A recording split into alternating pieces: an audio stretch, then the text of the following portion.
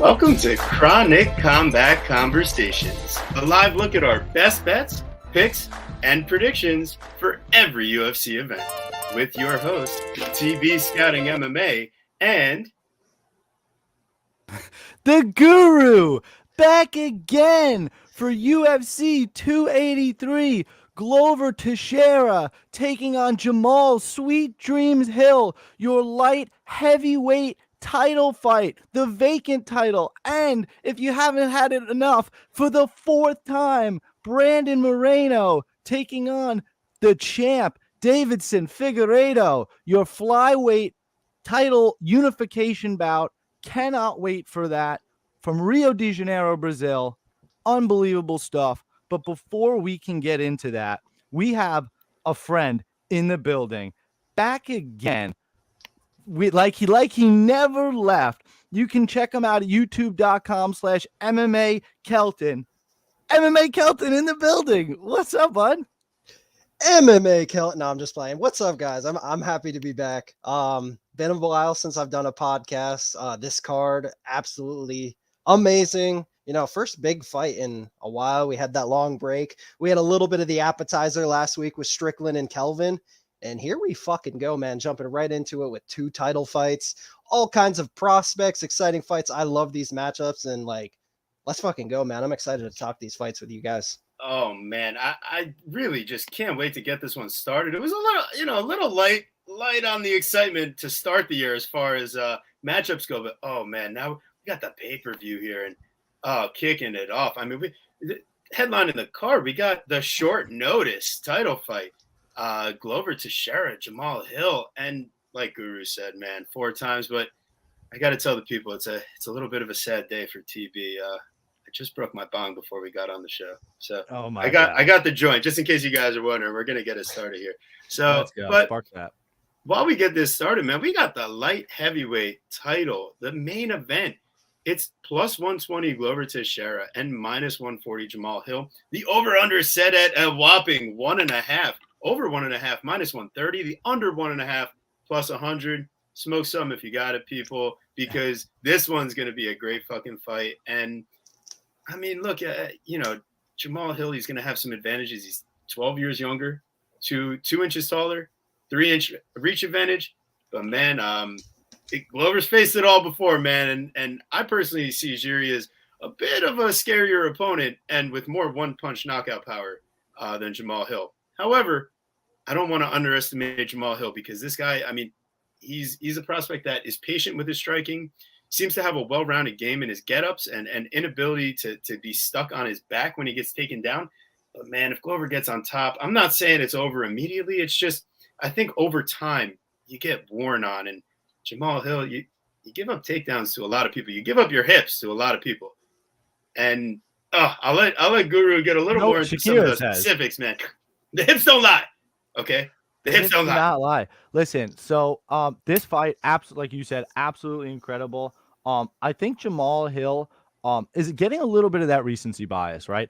And the way that I've been thinking about this fight all week was that I mean, kind of the things that you touched on as well. You know, Jiri Prochazka, he goes the rounds with Jiri, right? So his durability in question, sure, that I think that's always going to be a question, especially at his age. However, the way that he goes back and forth with Jiri, I think that he's shown that he can take a few punches, man. And the problem with that Jiri fight, of course, is Jiri's way more unorthodox than Jamal Hill is. Like, he's throwing knees, jump knees, and throws himself out of position and kind of gives up things too easily for Glover. It was not the highest fight IQ from Jiri. I expect Jamal Hill to be smarter than that. The first round for that Glover Teixeira and Jiri fight, that was like the perfect round for Glover, and he didn't win it there. And obviously, it turned out through the rest of the fight to be a problem. So that is some of the things that I am concerned about. You guys, if you're a longtime listener to the show, you know how I feel about the height and the reach and the age all lining up for a fighter, right? However, on tape, I'm still concerned, and here's why. It's not just the Thiago Santos fight where if we look at it, right, he gives up how many takedowns to Thiago Santos? He gives up, wait, where am I? Go over to I want to say it was 6.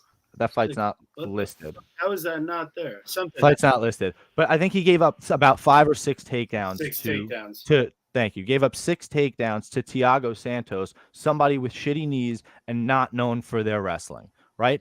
And then the other fight that sticks out in my head, if you want me to be honest, is the Paul Craig fight.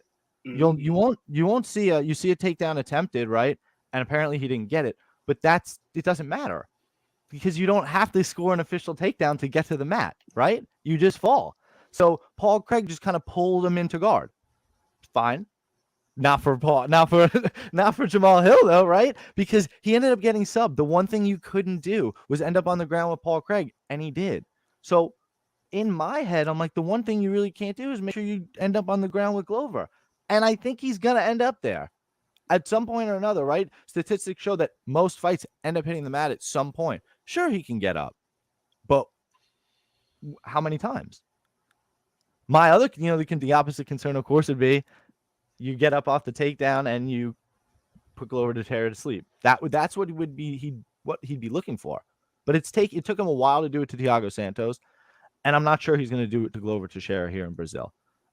Maybe it's just me playing a little stargazer, like a little crazy, wrap me up in tinfoil. But I think Glover wins because he's like destined to fight Jiri Prochazka again. If he loses, that fight's not happening, and that's it. It's over. It's Jamal Hill versus Jiri. Or you'd think, unless Jamal goes out and defends the title or something. So, with all that being said, give me some dog money on Glover, and I kind of like. If I'm really kind of crazy, I kind of like the over 1.5 at -130. I actually think this takes some time. I think that cashes. So I actually, that might be my favorite play. Ooh. Kelton, it's been too long, my friend. We need this breakdown. Man, what a fucking main event. Probably, I mean, I was going to say most excited I've been for a light heavyweight title fight in a long time, but we just had Glover versus Jiri last year. And I mean, that's how we got here, man. Jiri took the belt off Glover. Jiri, unfortunately, took a pretty serious injury. They wanted to make Glover versus Ankalaev. Unfortunately, it seems like Glover Teixeira might have took for the hills on that one. So insert Jan Blachowicz. They go to a draw. They want to give somebody that belt. So here we are, Glover Teixeira versus Jamal Hill in Brazil. And what a fucking fight, man. I mean, I'll start with Glover Teixeira. I absolutely love this guy. How can you not? I mean, Glover's just one of those guys in sports, like, how can you not love him? I mean, he throws bombs. He's got amazing jiu-jitsu. Even for the casual fans that might not be a huge fan of the grappling portion of MMA, this guy, the way he wraps people up, the way he squeezes onto people, it's very exciting grappling. To capture a belt in your 40s, to have amazing, insane wars with a guy like Jiri Prochazka at his age, and he was winning that fight. I'm pretty sure it was 3-1 Glover. Maybe there's some different opinions out there, but props to Jiri for doing his thing. I've bet on Glover a lot, man. I took him versus the Nikita Krylovs. I took him versus the Thiago Santoses. Probably some more back in the day. The dude's been in the UFC for so fucking long now. It's just a big concern I have for Glover is like, so it's not the age I'm not so concerned about. Like, he's proven that age doesn't fucking matter. Like, of course, Father Time's going to catch up to everybody. But what I'm worried about is, how's a 43-year-old going to come back after one of the most insane wars we've ever seen in our lives? Like, that was a very damaging fight. Will he be able to take the same shot? And like, even with that question pre that fight, how many times has Glover Teixeira been, rocked or dropped in the UFC? Now, granted, he can come back against a lot of these guys, but the thing is, a lot of these guys that Glover's coming back on, and even in the fight versus Jiri, like, Glover faces a lot of guys where the cardio might not be up to par. But the thing with Jamal Hill, boys, I guess I'll get to him. And I love the stats you put up here, TB. You look at that pace at distance, that 13.65. This guy right here, Jamal Hill, has some of the most insane volume in the division that we may have ever seen. Like, he truly is the new breed.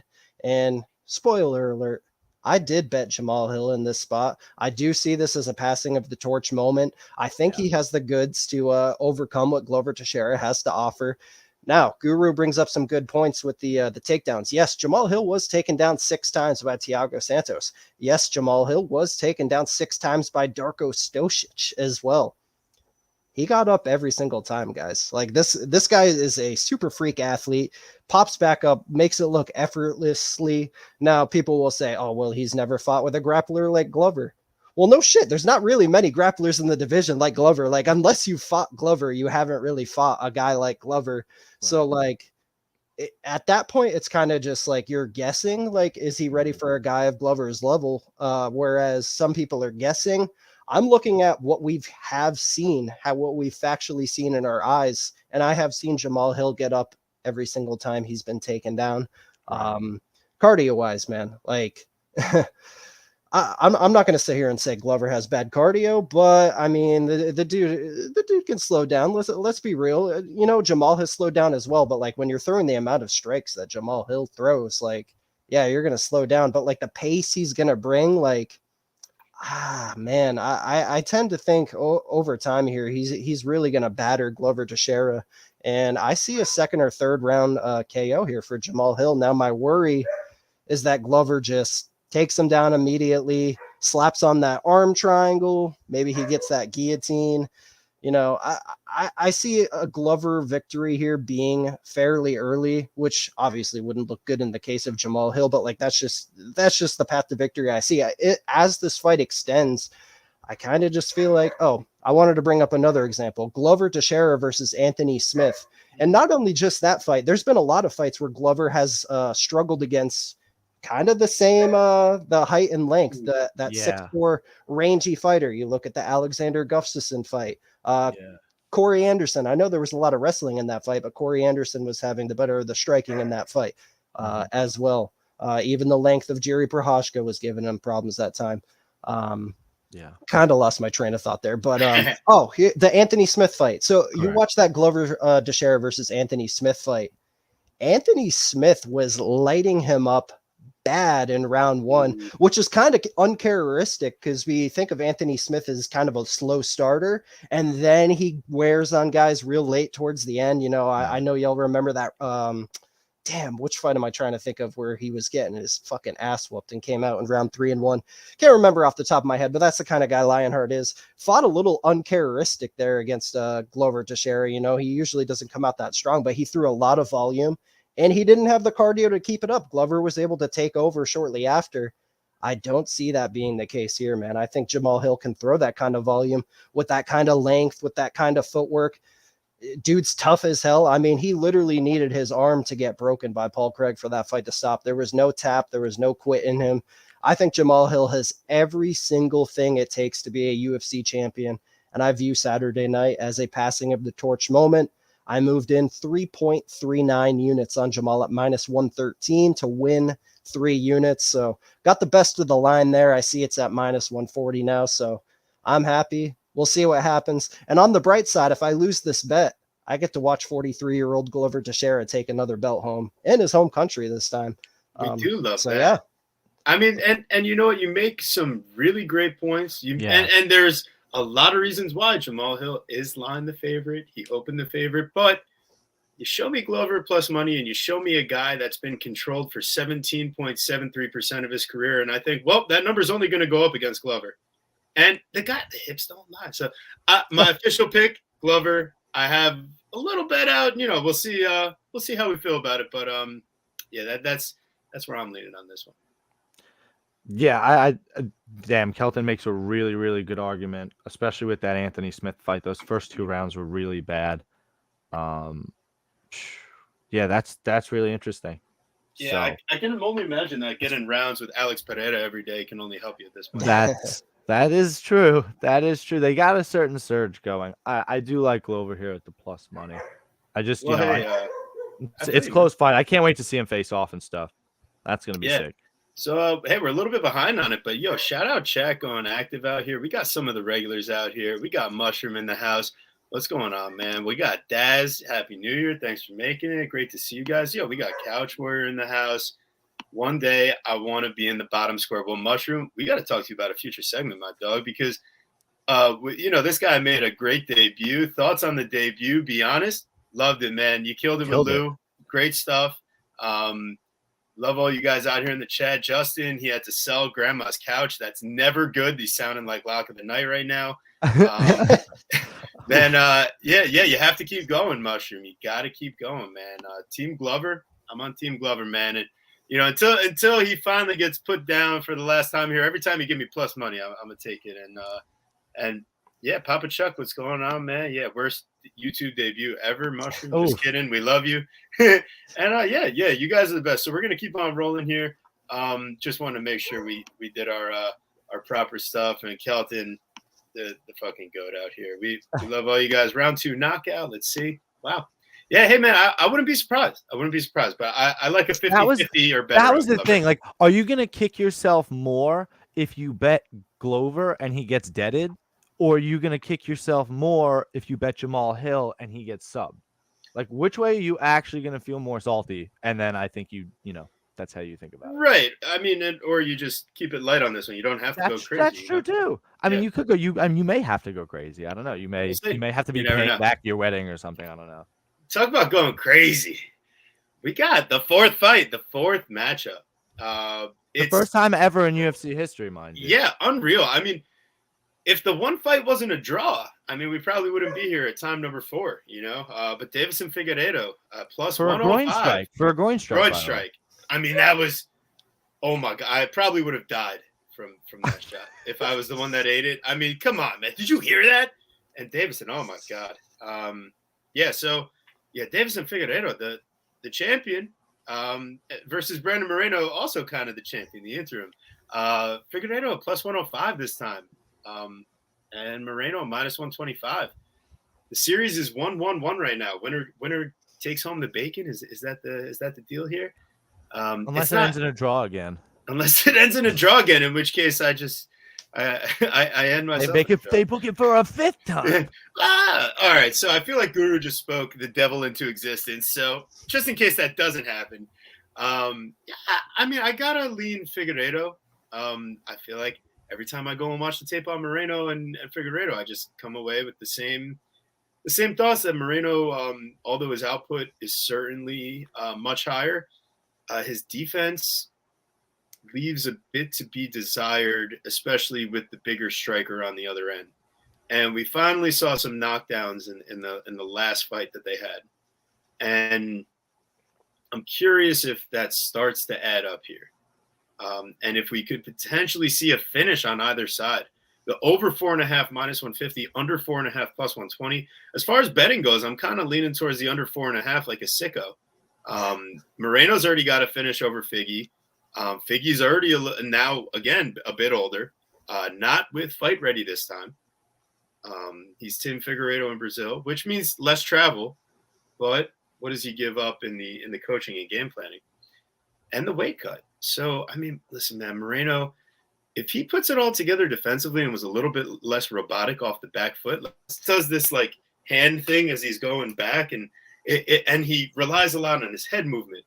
But if he were to really pivot more and use his footwork to create better angles off of the counter, I think I would be picking him hands down in this spot. It's just Kai Kara-France keeps bringing out the same shit that Moreno was having trouble with against Figueiredo. And Figueiredo is just a better, scarier striker on the other side than Kai Kara-France is. So I begrudgingly take Figueiredo here. I'm not looking to hammer it, but I'll probably have a little small play as long as the weigh-in looks okay. And under 4.5 plus 120, if you don't want to play a side, that's also something that can make it onto my bet sheet. But Guru, what are you thinking about for this week, man? Yeah, this fight, this fight has given me trouble each time, right? It's one of these really close fights that I've always tussled with back and forth. But if I'm just being honest and true to myself and true to history, I've picked Deiveson Figueiredo 3 times. 3 times. Even after that second one where he got tapped out in Arizona, I picked him again in that 3rd fight. Because when you go back to the tape, to me, there's just not enough on Brandon Moreno to pull the trigger. There just wasn't, right? You saw it in the last fight where he was lined like minus 200 or whatever. You got Davidson like plus 150. Like, it was a steal. And you had to. I was like, oh, well, he just lost in the fight camp and the cut and the didn't matter. You had to take him because the line didn't make any sense. This fight is close.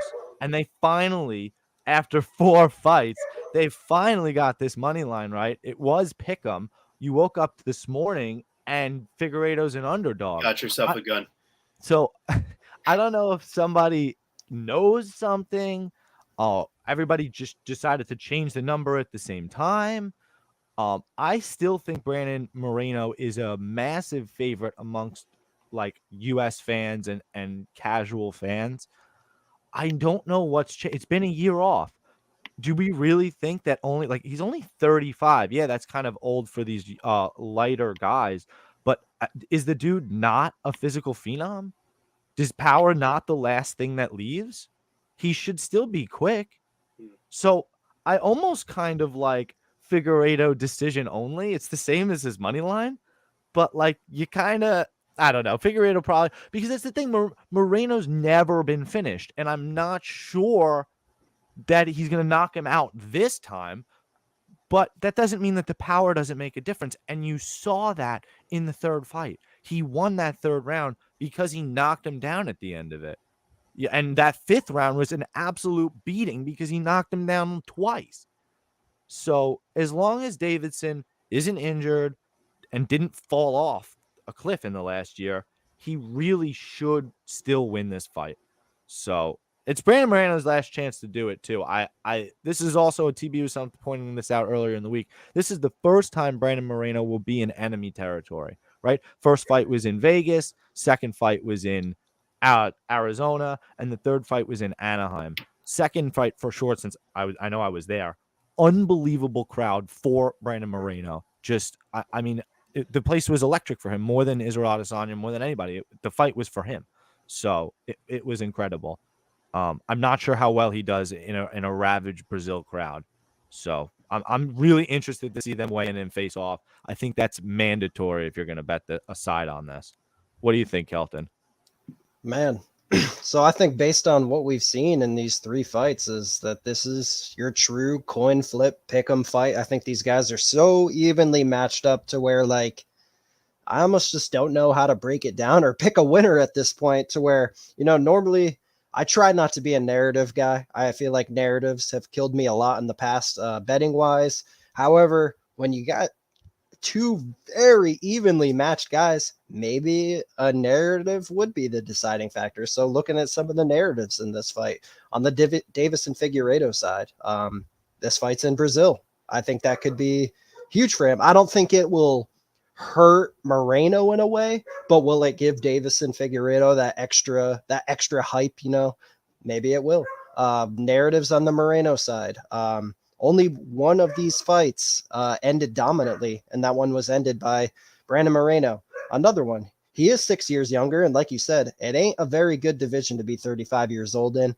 And the weight cuts, man. Like, I know it seems like he may have nailed the weight cuts to this point, but like every single one you do adds up to this point. And one thing I did see all the way back on Monday, I saw that Davis and Figueiredo is only 8 pounds away from making the weight, which may sound like a good thing in theory, but you know what that means? That means he's sitting this entire week at 133 pounds or less, which can't feel very great the whole entire fight week going in. So I'm looking at these narratives. I'm like, I kind of, based on narratives, I guess if I have to pick someone, it would be Brandon Moreno. Now, as far as the betting line, I just looked to confirm it is indeed correct that Davis and Figueiredo sits at plus 105. And in a true coin flip fight, in my opinion, I'll throw those narratives back out the window. And at plus 105 in a coin flip fight, I'm going to go ahead and take the underdog, Davis and Figueiredo, here to retain his title in his home country.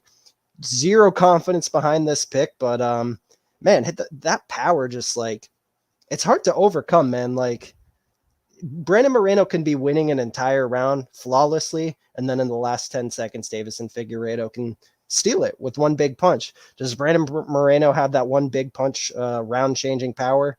Nah, not really. I mean, I feel like he might have that wrestling advantage, but like, what are the judges looking at more these days? I mean, shit, we just saw it last week with the Ketlin Vieira fight. Like, did these judges like holding on to an opponent for what was it? Ketlin Vieira had over 3 minutes of control in that round. You could say Rocky slightly landed the better shots in that round. And what did the judges favor? They favored the slightly better shots of Raquel Pennington. Now, whether I agree with that is it's irrelevant. It's the judges at the end of the day who decides who wins or loses. And I think with this trend of power over control, I mean, maybe that's another narrative in favor of Davis and Figueiredo. I think you're touching on really important points, Kelton, because I mean the judging criteria specifically said the first one, it's damage.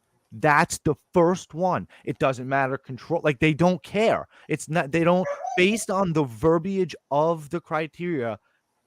If number one, if the damage is uneven, you don't get to look at the other criterias, which is like kind of nutty, but it's the way that it's the letter of the law, so to speak. So I think, like you're kind of saying, and like you did actually say, this is a perfectly pick'em, even coin flip fucking fight where now you've got the guy that's an underdog, and the only difference between them in this coin flip is that he's got a power advantage. Let's go. Yeah. Let's go. You got to take it. You got to take it because of all the reasons I just said. You have to, because planning Brandon Moreno is narrative. You've seen it in the line switch. What did he do? He didn't look that great to me in the Kai Kara France fight. Like, I mean, I asked Twitter, I asked my following, like, how would you guys score the round? I saw, probably 60% saw it 2-0 Brandon Moreno, but a good 40%, me included, saw it 1-1 going into that, going into that third. And I felt like the momentum was kind of escaping Moreno before he hit that sick body kick. So, I don't know. Maybe I'm just salty because I had a fight to start round 4 bet, but I bet Davidson 3 times, and I'll be taking him again here. Unless I see something detrimental weight cuts. Right. All right. Well, I think for the 4th time, we've broken it down, and we can move along to our next fight. We'll just take a quick advertisement break for High Noon. Absolutely delicious. I don't drink vodka or soda at all. I'm not a fan, but these things are so good. So shout out High Noon. He got turned on to him, I guess. This boy, I've only ever seen this man with that Jameson and that Miller Lite. Yeah, I slowly got him into some red wine, but look at this guy with the High Noons out here. Sheesh. Dude, it's 100 carbs. Like I mean, sounds like we're being paid for this, but we're not. No, sorry. 4 carbs and 100 calories. Wow. No high fructose corn syrup. Like, they're fucking, they don't even make you as bloated as like a Miller Lite, which is crazy because, light beer. All right, now that Guru's done with his free ad spot for High Noon, we'll move on to Gilbert Burns versus Neil Magny. You got minus 475 on the Burns side, plus 380 on the Magny side, over 2.5 minus 105, under 2.5 minus 125. It's Gilbert Burns, however he wants it. And it's going to be inside the distance. And quite frankly, Neil Magny is a clinch and volume guy. And when you have the counter hooks, the quick feet, and the absolutely devastating jiu-jitsu game of Gilbert Burns, Neil Magny, I'm sorry, man. It's not happening this time. And you've shown to get out of there quickly by giving up that neck. Just go ahead, take it. So plus 100, Gilbert Burns inside the distance. Already laid a couple units on it myself. Got to get Guru around on it too. So there you go.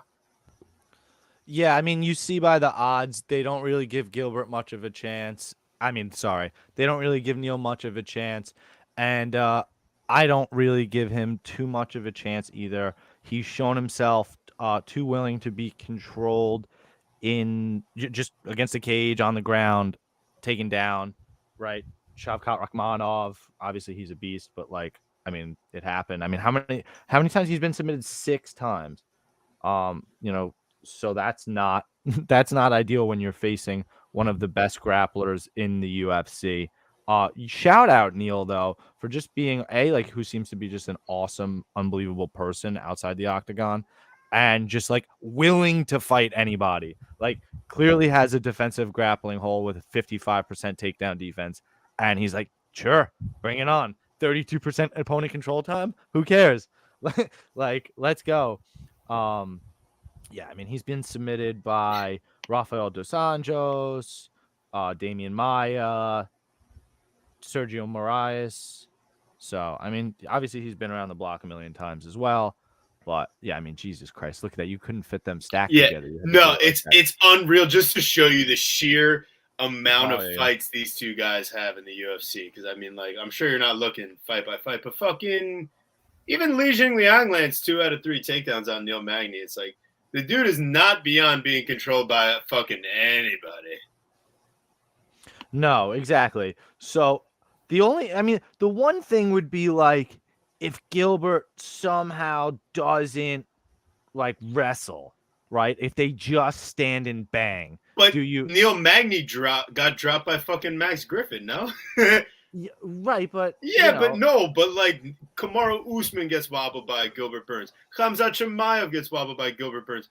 Neil Magny's going to fucking sleep like the Ponzinibbio fight, or he's getting choked out like the Rachmanov fight or the RDA fight. Listen, that Pons knockout came from like legendary Pons, and that was a round 4 knockout. Right. So to be honest, like I kind of like, I just don't like. I like Gilbert by sub. That's the truth. I rather kind of pay a little, play a little less money, but maybe earn a little bit more. I just don't know that I see him knocking him out per se. Gilbert by sub plus 230 instead of the plus 100. Send him the Damian Maia route. Yeah, I kind of like that. But the worst part is that, like, TB, if you ask me if I'd be surprised if Gilbert Burns decisionated him, I'd have to tell you no.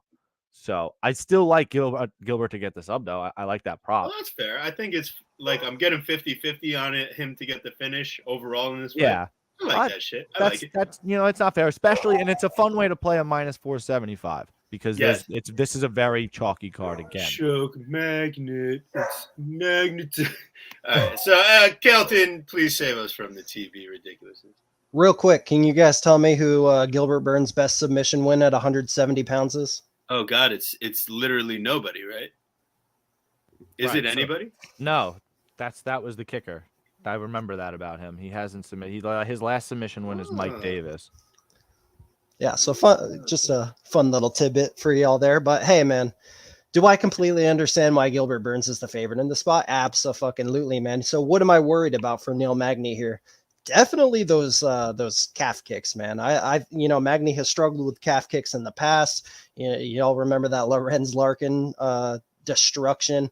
I think Gilbert Burns, if he uses those wisely, chew up those legs a little bit before you start shooting, because like when a lot of guys start shooting on Neil Magny, like, yeah, sometimes it can work out, especially early, but like when Neil stuffs you, gets those underhooks and like starts working the clinch himself against the fence, like he really wears guys out, and as time goes on, like he just gets his fight going. And how many times have we seen Neil Magny come through as an underdog? Many, many times. How many times have you seen Neil Magny, have a rough first round and then just start picking guys apart later in the fight? Now, is it a massive worry that Neil Magny might not even get to the second round? I would say absolutely. Gilbert Burns has a lethal sub game. He hits hard as shit. And he's an amazing fighter, man. The last time we saw him out, he gave, the MMA golden boy a run for his money there. It was a very, very good fight. Now, so yeah, from a pure pick standpoint, of course I'm going to, not have much to say about a Gilbert Burns pure pick. Now, when you're looking at the line minus 475 plus 380, I tend to think there might be some reasons to take the stab on Neil Magny here to get another underdog upset. So like I said, first round going to be scary for sure. Got to survive, get to that second, but he's got a massive cardio advantage. He's got a 9-inch reach advantage. If Gilbert Burns starts taking some real desperate shots there in the second or third round, I don't see why Neil Magny wouldn't do exactly what he's done many times in the past. I took the shot on Neil Magny, boys. Baby. Man. I put 1.5 units on it. I missed out on the line a little bit. Like I should have figured Gilbert Burns, he's such a lovable dude. A lot of people like to fade Neil Magny, but I'm on an island here. I'm going against the grain, taking a small shot on Neil Magny to do what he has done many times before, and that's weather an early storm and get his game going. And a guy like Gilbert Burns, who, he's made his mark at welterweight. He's a true welterweight, but like, you think Neil Magny's big ass would ever make 155 pounds? Like, he's going to have a size advantage. The 9-inch reach advantage is there. If he gets past that first round, I think you're looking at it way closer of a minus 475 plus 380 fight. So like, I'm going to go with the guy with the better cardio, with a true path to, if you have a true path to victory in an MMA fight and you give me a line like plus 380, on a very proven guy. And I mean, how many fucking UFC wins does Neil Magny have? I mean, it's a lot, the numbers are great. Like, I don't know. I like being on an island sometimes. And I feel like that's what I got here. Just a small 1.5 unit shots. Like, I don't know, man. Like the line's a bit absurd, when you say that. And because again, like I said, like if it takes place at distance for too long, it could just look too even. Gilbert loves overhands, and he could just be getting jabbed. I know how everybody should know how Neil loves to lay up against in the clinch and just slow people down. So if he can kind of bring Gilbert to his world in terms of that, that's an interesting thought. I love the stat, like you said, how few subs Gilbert Burns has, in general. So that's like not ideal when you're supposed to be one of the more elite grapplers. So yeah, maybe just because of the line, more of a stay away for me. But I don't know. Yeah, I'm not. It's a very interesting fight. I respect the hell out of Neil. That the 6 submission losses is tough, but maybe Gilbert isn't the guy to submit him. Yeah, I get where you guys are coming from for sure. I just think that it's definitely a bit of a level spot for me. Yeah. I think Neil Magny is like really fucking solid against like the general run of the mill crew, but Gilbert's just got a few attributes that just, stand out from the pack. I mean, the power, and it's not that he's not an offensive wrestler, and he doesn't really use his guard to hunt for submissions. His jiu-jitsu is dangerous because it makes guys not want to wrestle with him or not even get close. I'm just telling you, Neil Magny is not going to want to actually take him down. Right. And if you're just hoping Neil Magny's holding him up in the clinch the whole fight in the fence, he can get the jiu-jitsu is really good, and he knows how to reverse out of any spot. I don't think that Gilbert's just going to and listen, if the cardio happens, it happens. It's a 3-round fight. This ain't 5. So I respect it, though. It's plus 380. I'm not playing Gilbert. Oh, maybe I did parlay Gilbert's money line in a degenerate parlay on my end. I'm not recommending to you people to do it. What I am recommending is the Gilbert finish, because if he's not getting the finish, you're not happy. I'll tell you that. You're not happy. I mean, Gilbert was the only guy who wasn't able to finish washed up Tyron Woodley. Fair enough, but he did knock him down early, and once again, it's like he's not so much. Yeah, I mean, you make a good point, man. You make a good point. I'll give it to you. You make a good point. But yeah, I mean, hey, I've seen the cardio even in that fight too. So here we go. We got it's a tough one. The line makes it so tough too. Good also fight. Hometown baby. We got a lot of hometown fighters we got our first Brazil event in a long time. Ton of Brazilian fighters, yeah. And I think we're seeing a lot of line movement in that direction. And honestly, I think it's fair, because I think a lot of these fighters are going to have forgotten what it's like to come into a Brazilian crowd.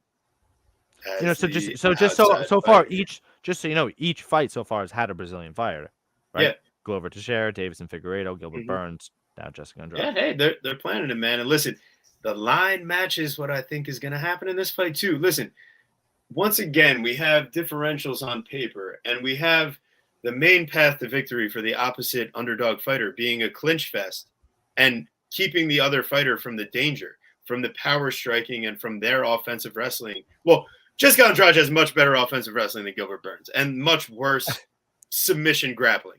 So there is a difference between the two. I don't know about that. She just had the standing arm choke. Yeah, was but sick. all right, Lemos bitched out. Let's be fucking honest. She got my scared God. and bitched out. Dead ass. She got caught. Dog, at least try to roll to the ground to make something happen. You tapped out on the feet from that spot?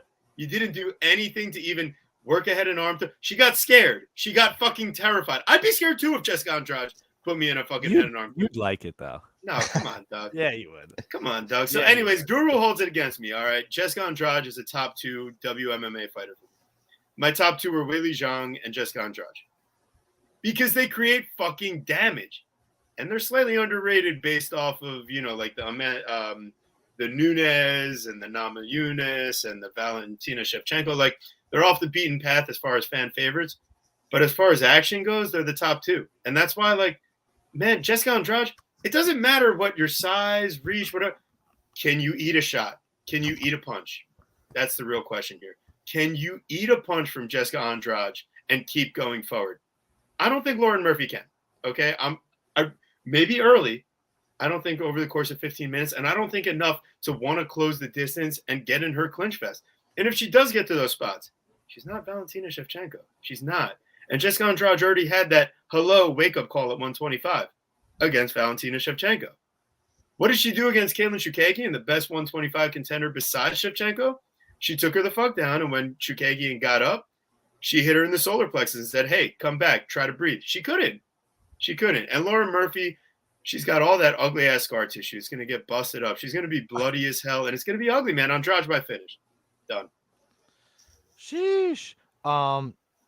Lauren Murphy going to get smoked like I'm about to smoke this joint. Just so you know, banger alert, they just announced Edson Barboza versus Billy Q. Ooh. Which is fucking sick. Love that. Yeah, that's fucking sick. Barboza beat Burgos, so does Billy Q have to wrestle to win this fight? Anyways, let's move on, because this is a long card. This is a long card. That's fucking sick. Wow, what a fucking I like Jessica Andrade here. I don't necessarily think that Lauren Murphy can do much of anything other than win a split decision. She's going to have to win a split decision. Like, that's it. She does it, right? She doesn't really have any sort of finish condition, right? So TV says no. So I don't like, she has no real power, even though she's strong. She doesn't have any submission ability like that. Like, it's just not what she's really known for. But she got Lilia Shakarova on short notice. Yeah, but she was really happy about that. Yeah. She also finished Mara Barella in the 3rd round. I mean, come on. Yeah, no, it's really, really not good. So I'm not sure that I'm sold on Andrade's finish yet, just because if Murphy is anything, she is tough. But you do make a good point, at least off air to me, that, it's not the same thing as Shevchenko taking her to round 4 because she's a counter striker. Like, Jessica Andrade just creates damage. And realistically, when Jessica Andrade gets finishes, they're early. So I'm kind of curious I'm pulling it up now, what the round 1-2 grouping is.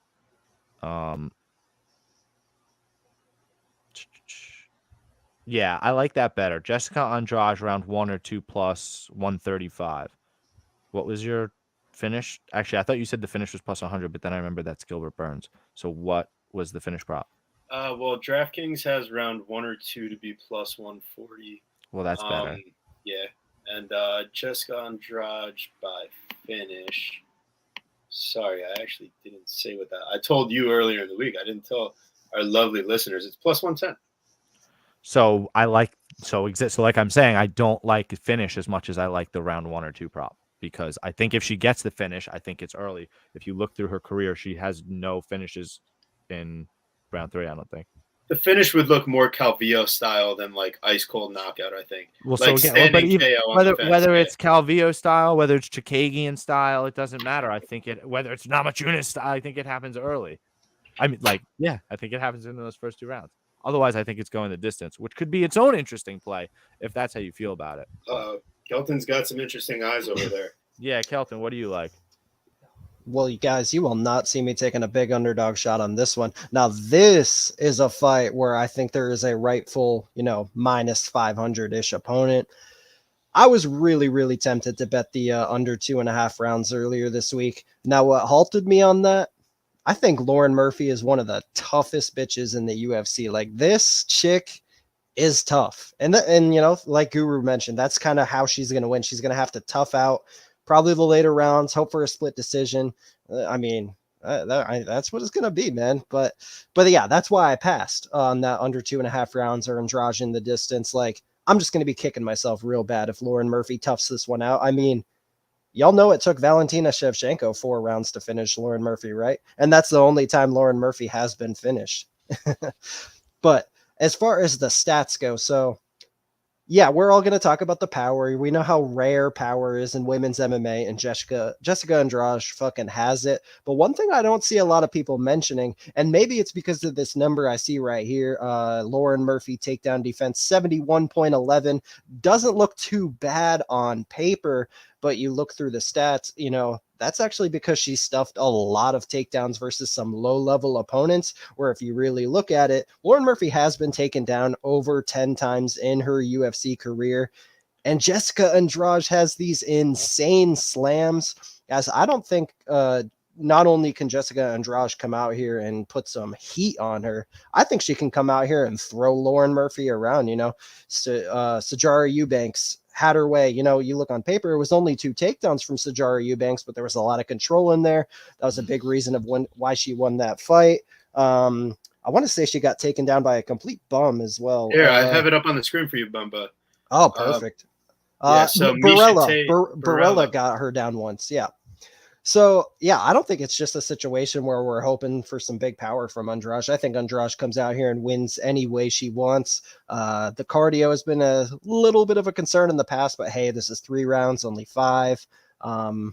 Yeah, man. Other than the minus 1,000 we'll talk about in a little bit, I think this is your most confident, or my most confident pick on the card.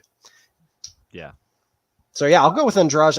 But because I passed on that under, I'll say she takes a 30-26 decision. I think the old tough Lauren Murphy toughs out another one. She's so tough, dude. You make really good points. I just wonder again, is it the style of Valentina that kept that fight from being finished earlier? Right? Is it her counter striking? Is Jessica Andrade going to be able to create enough of a car crash and actually finish this chick who's 39 now? Very interested to see that, but like you said, and I kind of I'm feeling it a little bit too. It's just would you actually be surprised for it to go to distance? And I don't know that I would be. It's chicks, man. You never know with these chicks. You can't trust these hoes. These hoes ain't loyal. Oh my word. Well, we're just saying. Can't argue with results, boys. And what is this? Our last fight of the first fight of the main card? Yeah, another sketchy fight. Fuck, bro. So, all right. I mean, listen, Johnny Walker minus 190. Paul Craig. Go ahead, Guru. Paul Craig. All right, there it is. What we need every time on a Paul Craig fight card is Paul the Guru. that's the sad Paul Craig when he gets knocked out round 1 versus Johnny. Paul Craig. Fuck. So over 1.5 plus 145. Don't think so. Under 1.5 minus 180. Unless Johnny Walker decides he's now the new top control, chill, avoid submission. I just don't. That's the only way this fight goes over 1.5, right? I think the plus 145 is honestly it should be a plus 300. Because Johnny Walker is going to come out. He might be a little patient to start, but explosive wise, I mean, once Paul Craig tries to get towards the clinch, it's going to be elbow city, uppercut city, flying knee city. Whatever city that we go to, it's either Paul Craig is knocked out or Paul Craig ends up in guard. So then from there, it's either Paul Craig gets submission or Paul Craig gets knocked out. So it's there's only a couple of ways this fight actually plays out on paper in my mind. But yeah, I mean, overall, I just think Johnny Walker has got to be the pick. He's the official pick. But how the fuck do you trust that man with your money at minus 190?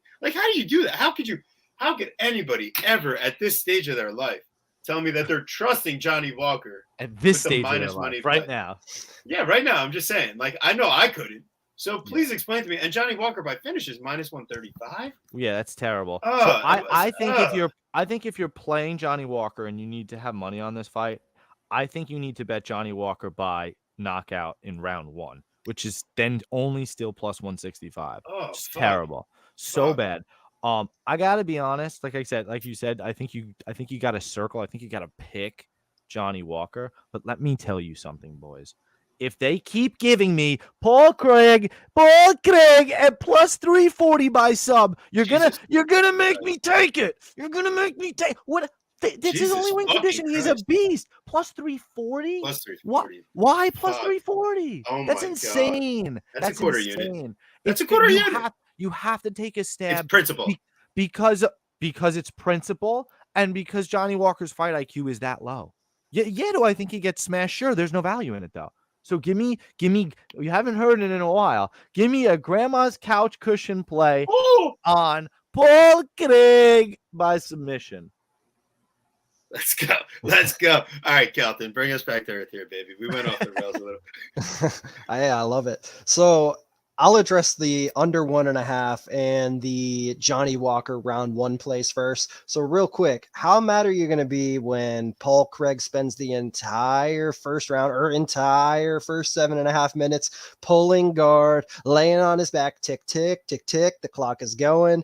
Before you know it, 100%. We're 7.5 minutes into this fight, and you're like, what the fuck's been going on? Where's the all action in this one? I could see that as a total possibility. Now, as far as how I see this fight and where I may or may not see value in the betting line, my brain is telling me that this is a dog or pass situation on Paul Craig. I don't think it's just obviously the jiu-jitsu advantage for Paul Craig here. I mean, the dude is, he submitted 2 guys currently sitting in the top 5 in Jamal Hill and Magomed Ankalaev. Like, you do not want to go to the ground against this guy, but like, in this particular matchup where I've kind of seen Paul Craig's striking get a little bit better over time, and you look at a guy like Johnny Walker, who, how many times have we seen Johnny Walker knocked down? And I'm not just talking about the UFC. I'm not just talking about the UFC. I'm talking about those regional fights where he was dropped about 4 times, knocked out about 4 times by a much lesser striker than Paul Craig.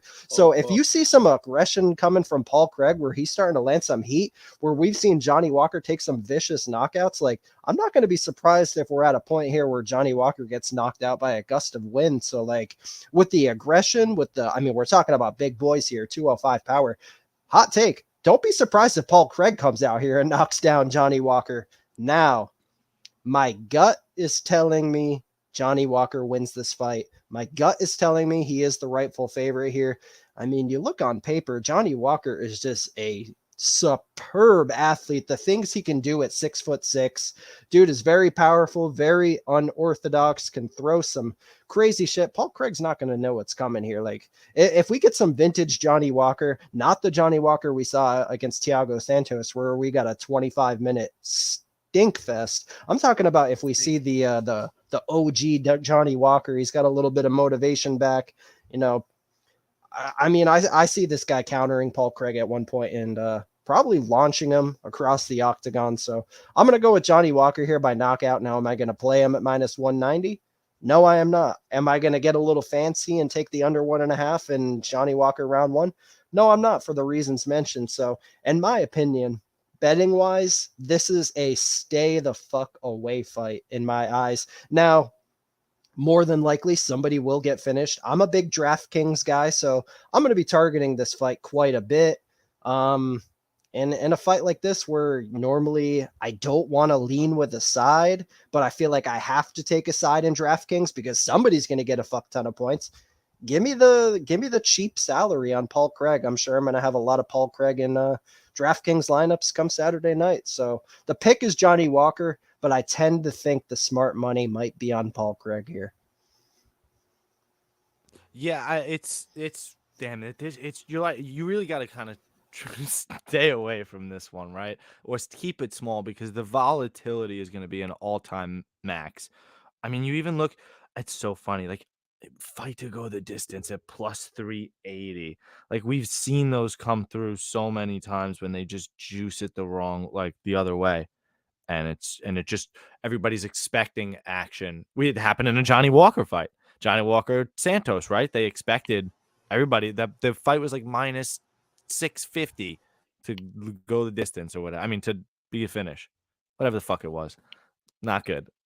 And it went the distance. So I could see that here too.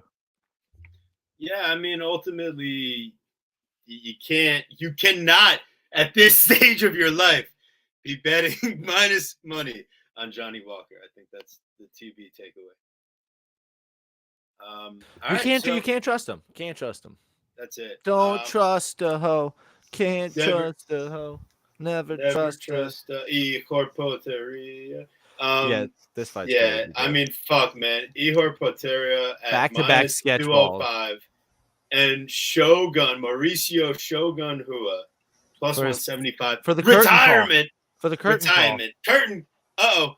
Yeah, the draw, but he had a draw against Paul Craig to be taken down and submit to strikes against Paul Craig's offensive wrestling. It tells you a lot of things about where Mauricio Shogun Hua is in his life at this stage, right? So coming into this fight, it's just Ihor, can you defend the takedowns, and can you avoid the three, like the left hook, right straight, and left hook combo of the walking forward Shogun in the first 2.5 minutes before he's completely gassed? Can you do it, Ihor? Because then we can trust you. But minus 205, fuck, man, that's even worse than Johnny Walker. I can't do it. And he might get the round one knockout. And if there's a way to play him, that's probably round one knockout, right? I mean, at least he'll be aggressive. At least he'll go for it. 14 strikes, per minute in his from distance in his, at least his one fight. Ihor's going to go for it. Now, Nego Mariano at least had like the very first level of having a chin. Does Shogun have that at this point? I don't know. And I really like Ihor inside the distance, you would gotta think is like a safe play. And if not, like I think the round 1 or 2, or even just round 1, because it's just round 1 or 2 is minus 105. So like, fuck, man, like it's still minus money. I can't do it. You gotta pass. You have to pass. I really do. I think if anybody's telling you they have like the strongest feeling, their best bet on this fight, I think that they're either A, a time traveler, or B, completely full of shit. Like you can't possibly predict what these two guys are gonna do.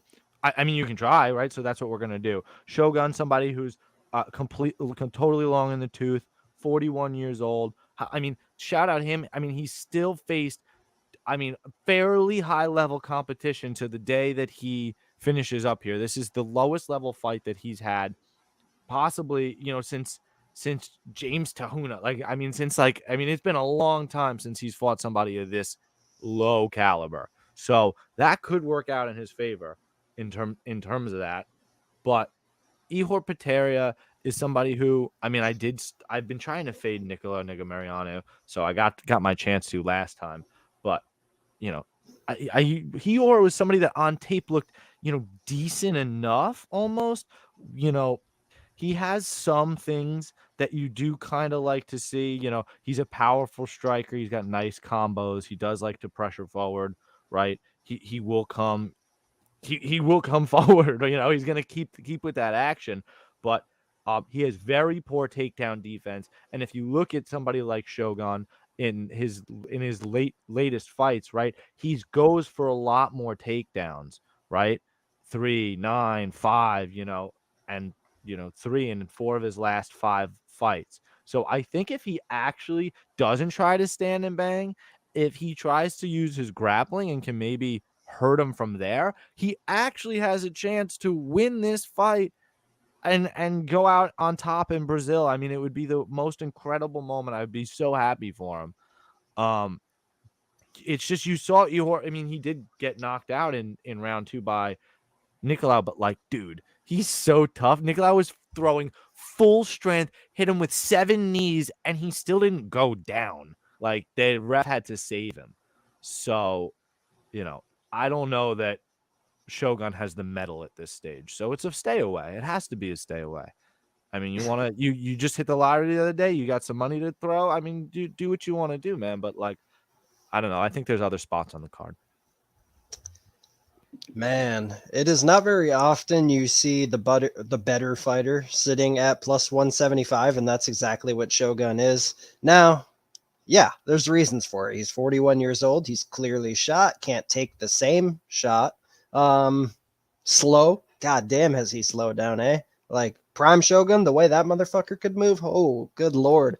Unfortunately, we're not dealing with that guy. We're dealing with a 15-year age gap, and like the concern with Shogun, the main concerns with Shogun is how fucking slow he is and his ability to take a shot. And that plays exactly into what Ihor does. He's aggressive. So he's going to have the speed advantage over Shogun Hua here. He's going to be all over him. He's got the aggression and he's got the power. He can, I mean, there's not, if you're saying you wouldn't be surprised, or you're saying you would be surprised if Shogun got knocked out in the first 30 seconds here, you're full of shit. Like we all know that's a complete possibility.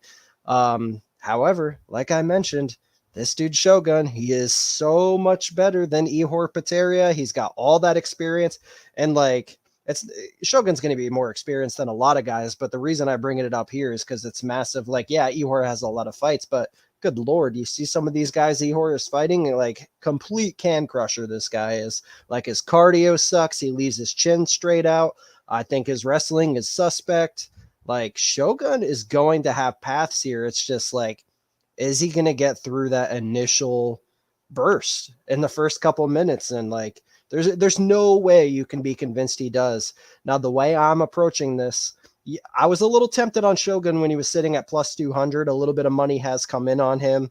I'm more than happy to pass. However, the way I am going to take this is I'm going to be looking at that live betting window, guys, because if this fight gets past the first couple minutes and, hey, maybe Shogun takes a knockdown or two and like a couple minutes in, the line's really fucking crazy, like plus 300 Shogun a couple minutes in, maybe he's plus 300 after the first round. Like, you're goddamn right, I'm going to take a stab on that going into the second round. You know what I'm saying? Like, even this 41-year-old's going to have better cardio than this guy. Like, this guy is just like, I don't know how the fuck he's in the UFC. I mean, honestly. if you do see it somewhat even approaching that second round, do you consider like an over 1.5 or a juiced fight to start round 2 prop? No, because I'm not going to be surprised at all if it ends in the first 30 seconds. So I gotta see that survive. I gotta see that first minute or two survival first, and then the things that I know, like I know Ihor has terrible cardio. I know Shogun's going to have these vet tactics, especially a few minutes into a fight. Like, that's when you take the shot on Shogun at the live betting window. Because going into it, like, yeah, you're taking a shot on a plus 175. It's not going to be the worst thing in the world to, you know, it's an underdog shot, but like you're going to be kicking yourself if he dies in 20 seconds, which is a total possibility. But I think this fight, honestly, I think it can get real sloppy for sure towards that second and third round. And like, if this fight even is remotely close and it goes to the judge's decision, do you guys think these judges want to see a fucking riot in Brazil? Absolutely not. If this fight is shit, dude, even if Ihor comes out and has a real strong first couple rounds, what's Shogun decision only? Shit, dude. That's right? Am I crazy? Oh my god! Did I just wrap myself in tinfoil? Because hold on, I'm looking. Minus 125. So if Shogun dies in the first 20 seconds, it's a push, right? Yeah, if there's a finish at all, it's a push. Yeah. The only way to lose is if Ihor wins a decision. And that I don't see that happening, to be honest with you. Because if it gets to the second round, like I know those vet tactics and cardio advantage is going to be a thing for Shogun. And even if Ihor does have a strong 2 rounds, like robberies and play, boys, these judges do not want to see a riot. No. So minus 125 for Shogun decision only. Would like that to be plus money, but not bad. No, because they know they're smelling what we're cooking. Yeah. I like it, man.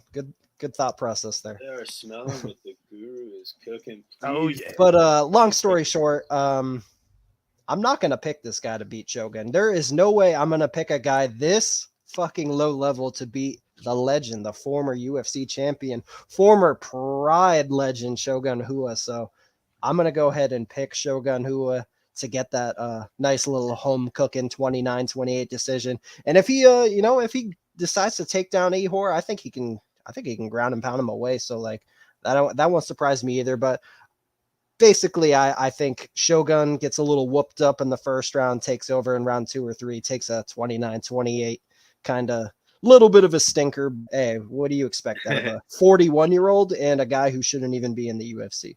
But I'm looking forward to it. Oh, Definitely. yeah, absolutely. Make sure you guys. It is it's the headlining prelim, right? So. Yeah, make sure you guys like and subscribe. Make sure you're giving us a follow around everywhere. Yeah, I think that was the headlining prelim. Very cool.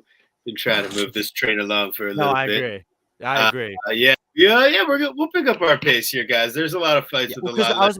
I was about to say we do have a lot of fights left, but like the thing is we have a ton of Dana White Contender Series kind of guys making their debuts. So yeah, I mean, look at this shit. The stats are a lot of the stats are gonna look like this now. This is like all I got is Gregory Rodriguez. All we got is Divs, 0. So basically, all we got is right now. So Guru was active out there. It's minus 305 Hobocop, plus 255 Bruno Ferreira. The Battle of the Brazilians, we got over 1.5 plus 140. Under 1.5, minus 175. I mean, Hobocop's gotta fuck him up, right? Like, it's just like, I'm sure Bruno's got a chance here. And I'm sure it's early, but Rodriguez dude, you can't go from the Chidi and Njokuani comeback to losing to Bruno Ferreira, making a short notice replacement fight here. You just can't do it, Hobocop. So, if you have a little degenerate parlay, go ahead. He's probably a solid piece for that. I'll look into such things. Just, degenerate side of things. But if we're looking at, what we really like here, I mean, Rodriguez, he gets these back positions often, and they're against good grapplers with good submission defense. This time he's facing somebody that might be gassing the fuck out by the time that Hobocop gets there. So, Hobocop submission plus 275. Holla at your boy. That's interesting. What's him by finish in general? I wasn't prepared with that one. Hold on. Well, I gave my play. Hold on. Well, I mean, let's look for the potential Guru option. Let's see. We got Rodriguez minus 200. Yeah, that's crazy. Yeah, I just think that inevitably that his knockout is too prevalent with 7 knockouts that he very well could just get it because, I mean, Bruno Ferreira is he's an unorthodox striker, but he really likes to spend most of his time at range striking. Yeah, I was about to say we need to get this finished by 10 o'clock so I can watch Power Slap. No. Absolutely. No. Fuck you. This guy's been bothering me for months that he actually legitimately wants to watch Power Dude, Slap. I'm going to watch it. It's on PBS. Do with that what you will. Continue. I just Bruno Ferreira's got good footwork. He uses his strikes like a lot of good stuff to find some range and things of that nature. He's comfortable in the clinch in the open mat. One of the things that I didn't necessarily like is that he throws like unprotected leg kicks and generally doesn't have necessarily like the best striking defense. So when you're fighting Gregory Rodriguez, that could be a problem. Yeah, I just think that this is one of the spots where you really comfortably can predict violence in this fight. Like, I do not think that this fight goes the distance. So, it'd be interesting to even see it hit round 2, honestly. So you could really bet fight doesn't start round 2 at minus 115 coin flip. This dude has only had 2 fights at all go into the second round. I just think that they're going to come forward, and I think that somebody's going to sleep.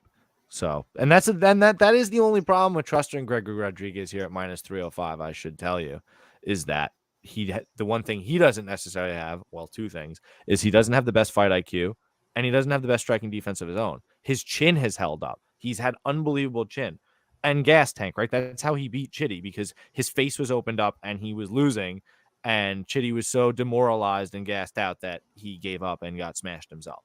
Like, that was crazy. And, you know, the way he smashes Julian Marquez, Jung Young Park, right? He's losing that Jung Young Park fight until Park gets caught, and then he smashes him because he just has the power advantage. Dude's a savage. So I absolutely think that there's violence here. So any way you want to play that. So I kind of like fight doesn't even start round 2. But yeah, like I tweeted out, if you're playing Bruno Ferreira, you have to play him by round 1 knockout. That's the only way that he's winning this fight, because you're not going to submit Gregory Rodriguez. Kelton, what do you got?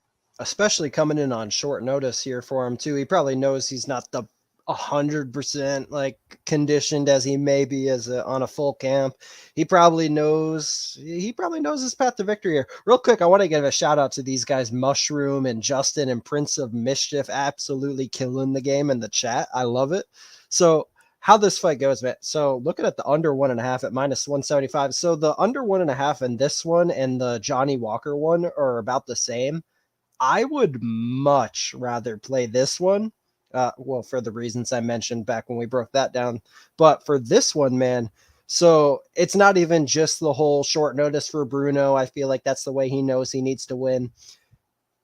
I could sit here and say a million good things about Gregory Rodriguez. The dude's very good striker, super big power, very good BJJ grappler. One thing I don't like about Gregory Rodriguez is sometimes he can get himself into these brawls. He leaves his chin out a little bit. Like, I feel like we have seen him knocked out. Jordan Williams knocked him out on Contender Series. We've seen this guy rocked and dropped before. It's very possible. There's a reason why he's only -300 and not the -470 that Andrade and Gilbert Burns sit at. There's a chance he gets knocked out here. Bruno Ferreira is a very hard-hitting guy. He's got that undefeated confidence. Like, we've seen these guys come in on short notice and spoil parties in the past, and with the way Gregory can kind of get himself into the brawls, like, it's a possibility, man. Like, I could see him coming out here rocking Bruno, getting a little cocky, getting himself into another brawl, and bam, one big shot is all it takes. This is the sport of MMA,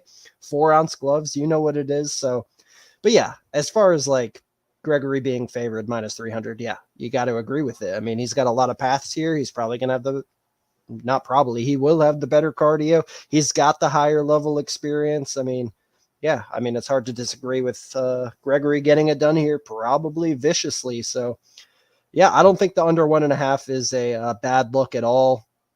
Like, I think, it takes 2 to tango. Whether it comes to, I mentioned the Johnny Walker Thiago Santos fight. It took 2 to tango there on a very shitty fight. Sometimes it can take 2 to tango on a very exciting fight. I think these two are going to tango all day long in a exciting, dynamic matchup, and that under 1.5 more than likely will hit. I don't blame anyone for playing that. And as far as who I think wins, I think RoboCop gets it done, adds another victory to his UFC resume. Shout out to Dan Tom. Yeah, literally. Thank you. I agree with everything you said, Kelton, but literally shout out to Dan Tom. Unbelievable individual, unbelievable person, and hardcore MMA writer and just worker, just awesome individual. Thanks so much for popping in, Dan.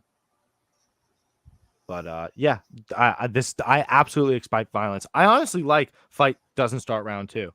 So I was wondering if I could get that prop better on FanDuel, because at -115, maybe we can do better. Not bad. Yeah. Let's see. Well, thanks, Dan Tom, man. We appreciate you and wow. Mushroom and everybody. Did that catch you? Fight doesn't start round 2 on FanDuel is -140, but yes is +100. Like, that's fucking that split is nuts. Interesting. Hobocop new dad. Recent dads usually have success. That's interesting. Yeah, he has been posting some cute baby pictures and some inspirational dad stuff. But I think this is important. I think we all kind of settled on the same thing. I like Guru's ideas, though. But here we are. Next fight, we got Thiago Moises versus Melquizael Costa. Melk. Listen, as a growing up around the New York Yankees radio station, it's the Milkman. The Milkman delivers. That was always John Sterling's call for Melky Cabrera. Good Lord. Yeah, so it's not even a TB nickname. It was a John Sterling nickname. But anyways, okay, so Thiago Moises, minus 380 versus the short notice opponent, Milkman, plus 310. I don't see a reason to do it. This guy nearly got choked to death on the regional scene. Shout out, was it Alex Bahunin that posted it? Bane, one of the boys. Shout out to one of the homies. But yeah, I mean, just absolutely wild. I just think Moises should be the better fighter here. It seems like a take the fight to get in the UFC, and then maybe in your second fight you do a better job. I mean, Costa maybe has a chance if it stays on the feet, but Moises' striking defense against a guy that, might have a slight size advantage, but it's not like an Alvarez size advantage, I think Moises should be fine here. Minus 380. Like, go ahead. Degenerate parlay time. Have some fun. Yeah, Thiago Moises should be much better than him. It's what I saw from tape from Costa is that he's actually a fairly good striker, right? Throws a lot of fast combinations, has a lot of variety in his striking attack. He's quite comfortable striking. Uses his kicks to find range, especially the front kick. The problem is that he's got some questionable fight IQ, unfortunately, and he's got poor takedown defense. You watch him get hip tossed, head and arm toss twice in his last fight. Just not sure what he's going to be able to do if Thiago Moises starts attempting those 3 takedowns per 15 like he does. So yeah, I kind of think like shout out the Uncle Weezy. I think Thiago Moises might shave some ass here. I think it's very interesting that they signed Costa straight away, that he doesn't fight on Dana White Contender Series, that like maybe it's just because of the amount of fights that he has at 19 and 5 that they kind of gave him the respect that you can come in. But I don't know. I mean, Thiago Moises has fought the fucking killers, man. He's fought everybody. I mean, if Damir Ismagulov and Beneil Dariush and these guys aren't finishing you, and you're beating Bobby Green, like, come on, man. You're not getting finished by this guy here and now. So I do agree that this is a smash spot. I actually almost like him by sub. What's him by sub? Maybe as a stab. So finish was plus 100, and submission is plus 165, and I don't think he's knocking him out. So I'd rather look at the submission. Man, so I'm excited to see this fight, guys. Like Thiago Moises, we haven't seen him in a little bit, and unfortunate the original matchup got scrapped, but enter my Melkisel. I can't get that name right, but my Quisel Costa. So Costa, I like what he brings to the table, man. He's got some nice subs. He's got some, he's not bad on the feet. Like, I think this guy can actually make a nice little UFC run. Now, coming in here in your debut against a guy like Thiago Moises, like, that is not an easy debut at all. I think Thiago Moises has a very clear enough path to victory to make that minus 380 look rightful.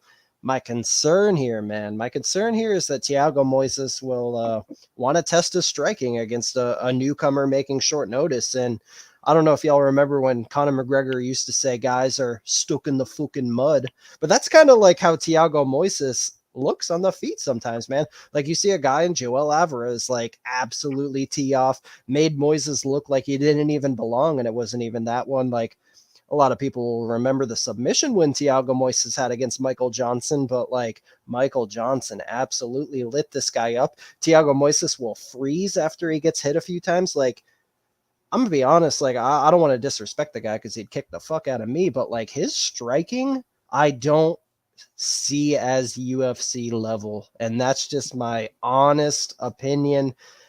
And this guy Costa, like, yeah, he's making his UFC debut on short notice, but like I said, I think he belongs, and I think if he can get off some strikes here, maybe stuff some takedowns, like, I don't know, man, might be a live dog situation. However, I think that UFC experience will come through. I do think overall Moises is the better man, and I would like to think he'll make the smart decision here and take the correct route, and that is to grapple this guy. So I'm going to go Thiago Moises to do just that. I think he will get that submission win in the second or third round, and excited to see how the newcomer does, but too tough of a UFC debut in my opinion, especially in short notice. Agreed on that part for sure. Yeah, without a doubt. Definitely. We'll keep this train rolling right along. Thank you, chat. Going absolutely crazy out there. We love you guys. And we got our next fight, the first of the brothers, right? We got Gabriel Bonfim versus Munir Lazzez. Gonna be a good fight here. We got minus 180 Bonfim and plus 155 Lazzez. I feel like Lazzez is like the meme of like that toy where the UFC is like looking at the old doll and it's like, no, I don't want to play with you anymore. And it's like, we had fun when we were out on Fight Island, but fuck you, Munir Lazzez, now that we're not going out there regularly anymore. Like, legit, that's how it feels, because Gabriel Bonfim is that guy that, like, when watching the tape for Contender Series, shout out Guru for making me do that, because it actually did help a bit for these, because Gabriel Bonfim was like one of the smashes of the night for me when we were scouting Contender Series. And you're seeing it, getting a recognizable name in Lazzez, who's still, I mean, like, he's young as a prospect name in the UFC, but the dude's fucking 35 years old. I don't really think there's, Bonfim should come out here and just, I mean, as long as Lazzez doesn't land a big shot, the sniper, get into a grappling exchange where he can have some success. But I just think Bonfim is going to be the classier guy here. And minus 180, it's not something I'm looking up to even like try to get too cute with. I don't think he even really. I mean, if Warley Alves gets a finish, could Bonfim get a finish? It's plus 100 though for a finish. Minus 180, I might just want to play that to win a unit or two. I gotta see their face off. UFC, I can't trust their stats on some stuff until I see some guys face off, so that I know if it's actually a true 6'1", 74 inch, or it's like we got to make some adjustments here. So, Guru, what do you got in this fight here? I got Gabriel Bonfim. I think that he is way more well-rounded technically everywhere. Like, I'm just not sure where Lazzez has him beat, other than, I guess, whatever it is, the 1 inch in height and 2 inches of reach. But I think that Bonfim may even have the just general, like, experience. He even has the experience advantage, kind of. I mean, they're both have 13 professional fights, but I really do consider LFA like one of the premier promotions in terms of getting yourself to the UFC. And while, UAE Warriors and Brave CF are good, but he kind of floated around. He wasn't a mainstay anywhere. So I like what he did in LFA as well.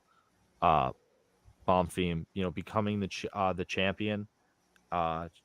He's very technical, always touching his opponents, decent takedown defense, good timing on his own level changes, high volume. Just somebody that's going to come out there and fight for your money, tough as nails. I think he's getting a showcase spot here, and I think he's going to win. Man, I'm not going to lie. I really, really like Gabriel Bonfim in this fight. I am super impressed with this guy. And it's funny, I watched the tape on Ishmael Bonfim first, who fights earlier on in the card. We'll be talking about him. And yeah, is Ishmael, he's got some all right boxing. He's got some power, but like, you know what they say about a lot of these brother tandems in MMA. There's usually one shitty brother, and there's usually one brother who's they call him BB, the better Bonfim.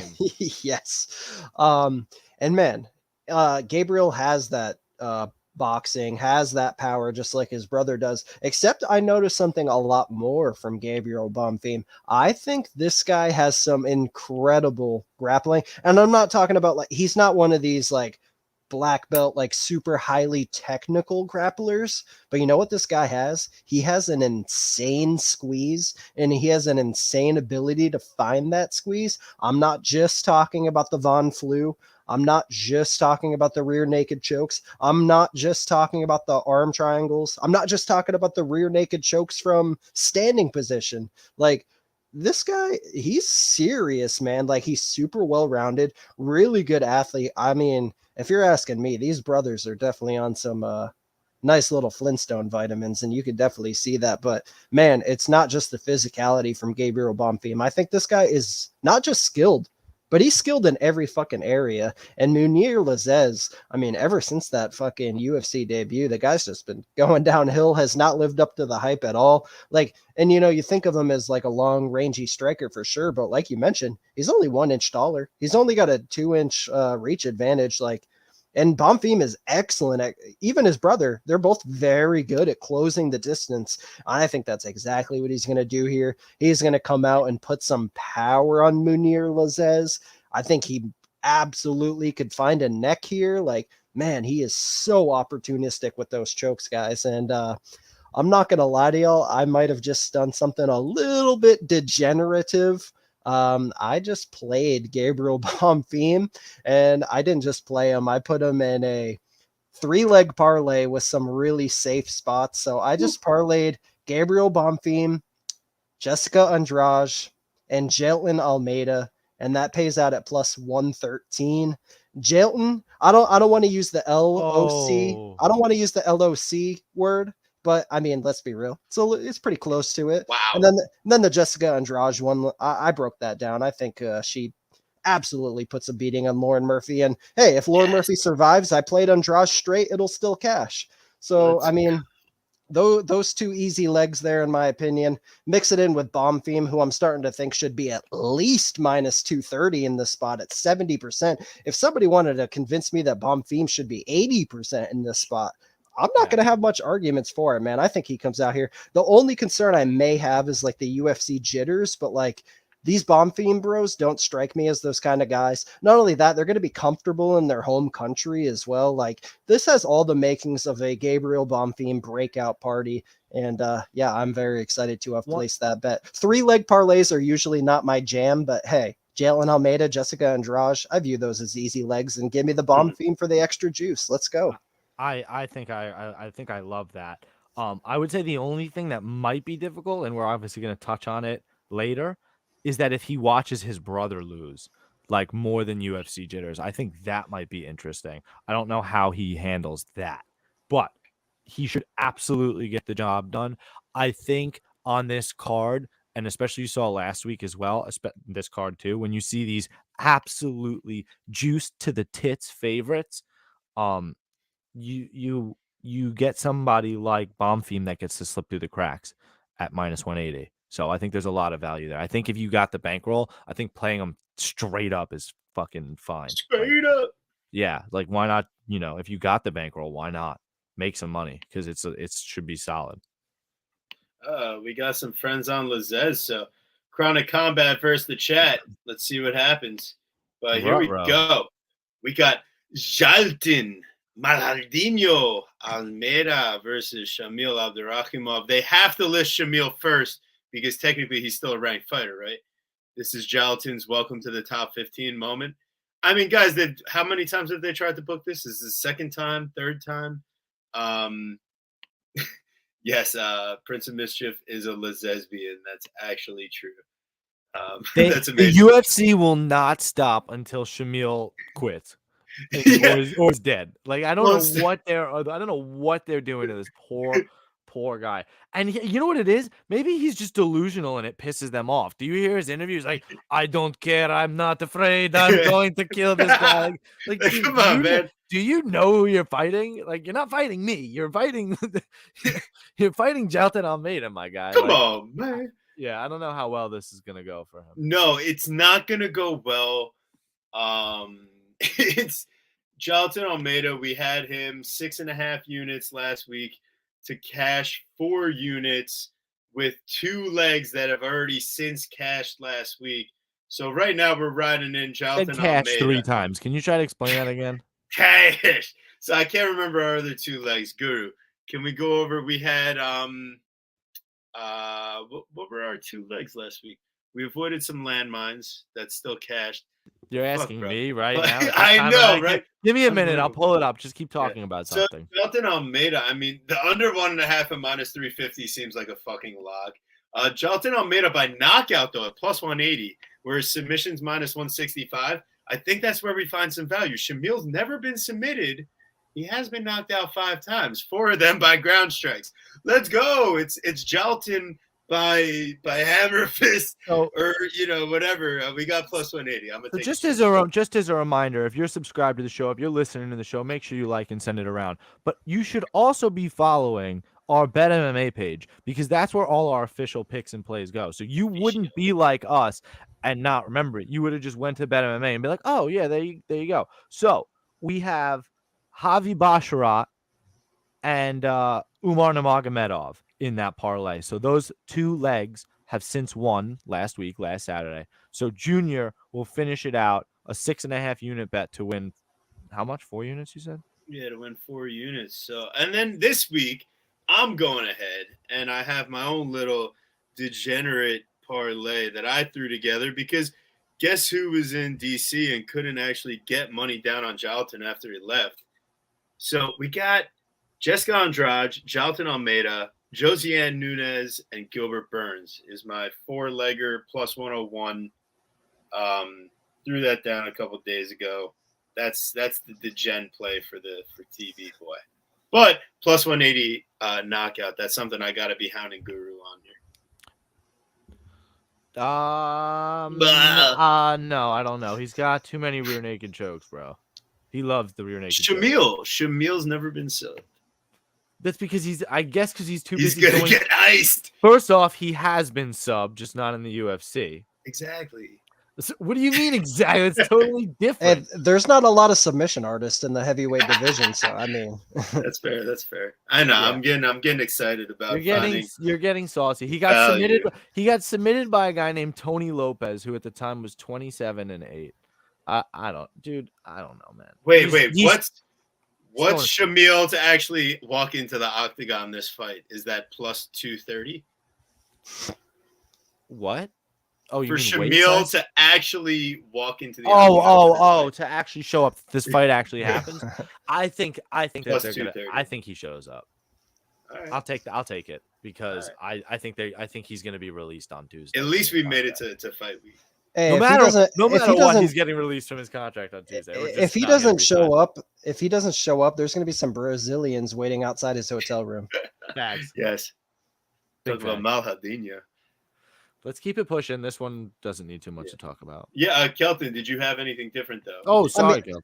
I mean, what is there to say about a minus 1,000 favorite? Like, all I'm going to say is, like, I've been watching the sport a very long time, and there's been a few guys where I watch them and I immediately know they're going to be special. John Jones was that first guy for me. I knew this motherfucker was going to be amazing the second I saw him. AJ McKee Jr. over in Bellator comes to mind. Colby Covington comes to mind. The only time I've ever been wrong was Mirsad Bektic. When I first saw him, I thought this dude for sure is fighting for a title. He looked so good and he was so bad. Turns out there's cardio issues. Turns out there's chin issues. So I was a little wrong on that one, but Jailton Almeida fits that mold for me. I think you're going to see this guy, man, not even just fight for one title. This dude might fight for two titles, the way he's showing up here in 2 different divisions. As far as Shamil goes, I mean, this is a stepping stone for Jailton Almeida. I mean, Shamil, like, his chin has been looking real sketch lately. He can get taken down. Like, Jailton by however the hell he wants. My only concern, if there was ever any, is that this is heavyweight. Shamil, he's got some power. I mean, you never know.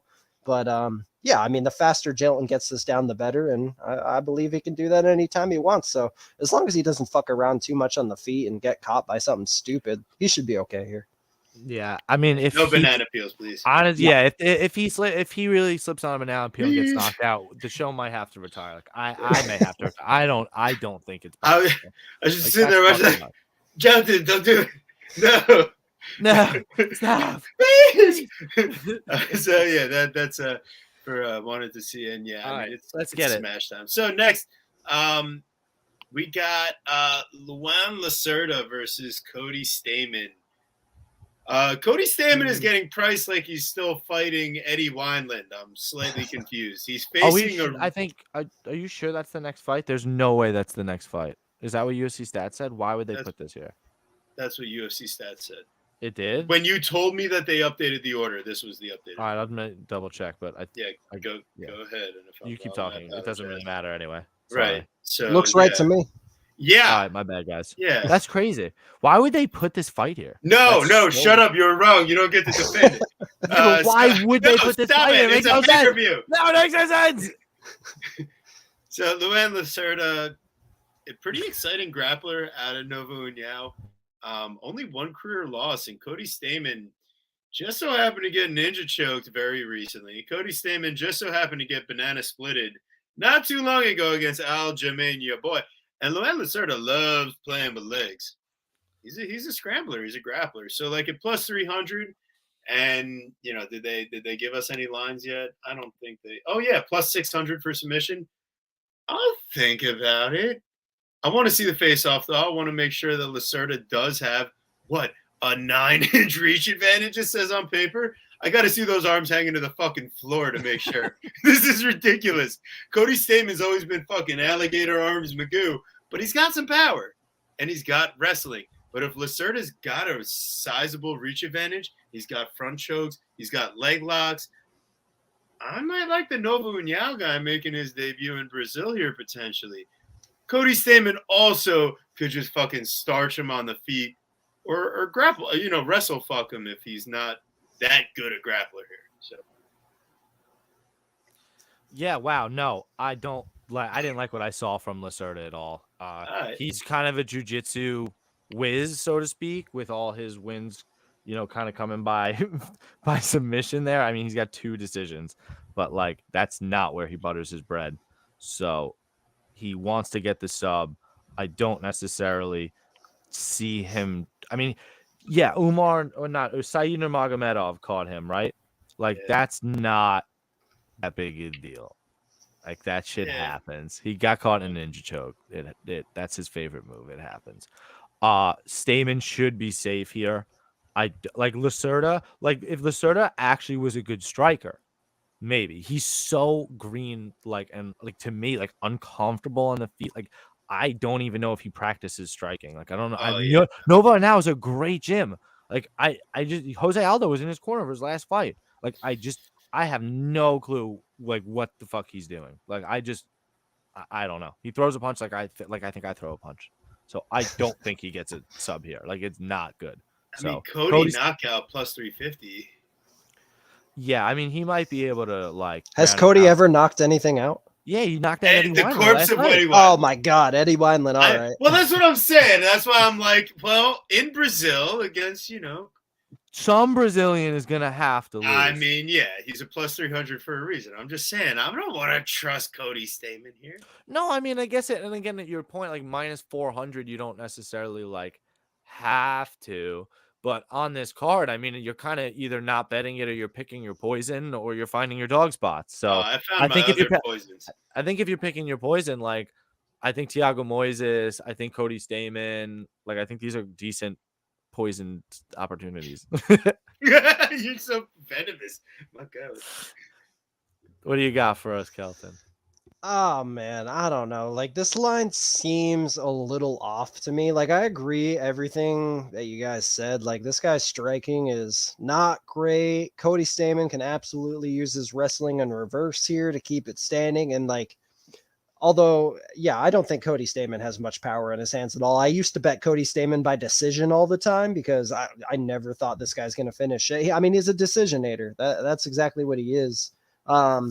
And the reason he is because he's so good at winning minutes. The dude is a true winner. He's got the winner mentality. He knows how to look good for the judges, and he used to take home a lot more decisions. It's been tough patches here in recent years, but you're going to give him a debutante here who doesn't have a whole lot to offer except for one thing, and that's the jiu-jitsu. And hey, maybe this kid rises to the occasion. He's only got 13 fights. You can see him get better every single time. He's debuting in his home country. Maybe he absolutely rises to the occasion, and maybe it just takes one time to hit the mat for him to win. So Would I rather bet Luan Lacerda at plus 300, or would I rather bet Cody Stamann at minus 365? To be honest, I kind of would rather take a 1-unit shot on Lacerda.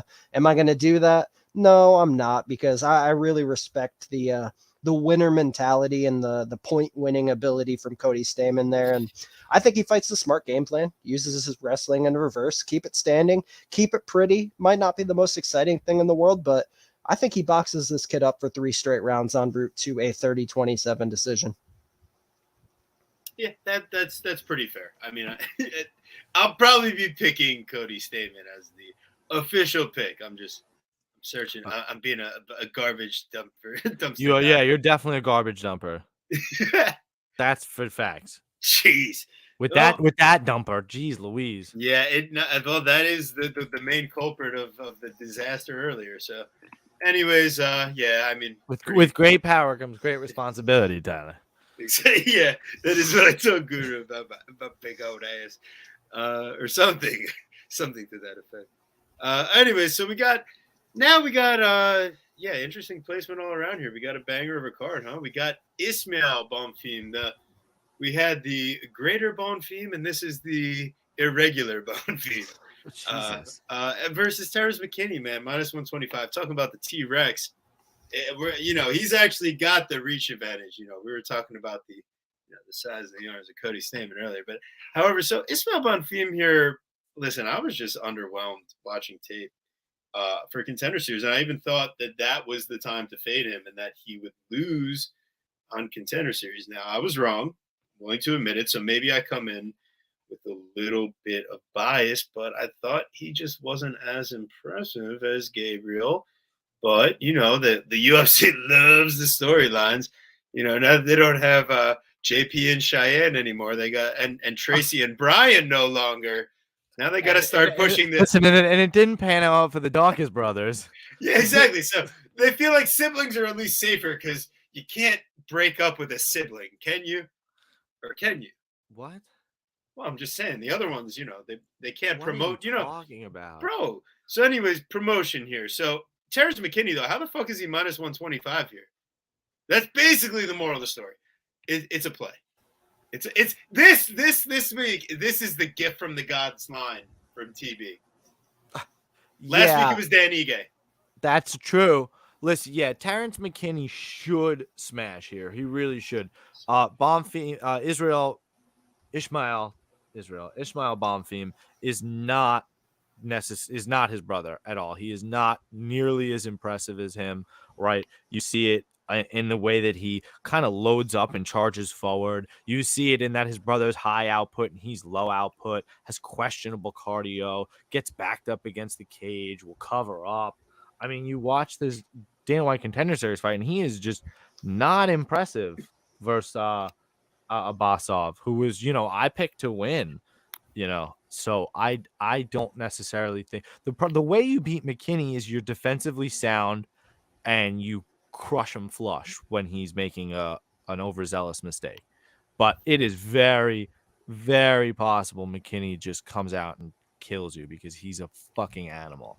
So like he's a absolute dude. I mean, is there really anybody like Terrence McKinney? Like he's absolutely nuts. He's like the Tasmanian devil in there. So I do like. All right, we got to get TB off camera. I like Terrence McKinney here to get it done. You might be right, TB. So about the gift from the gods line. I don't even like that term, so we're not going to use that. Kelvin, what do you got?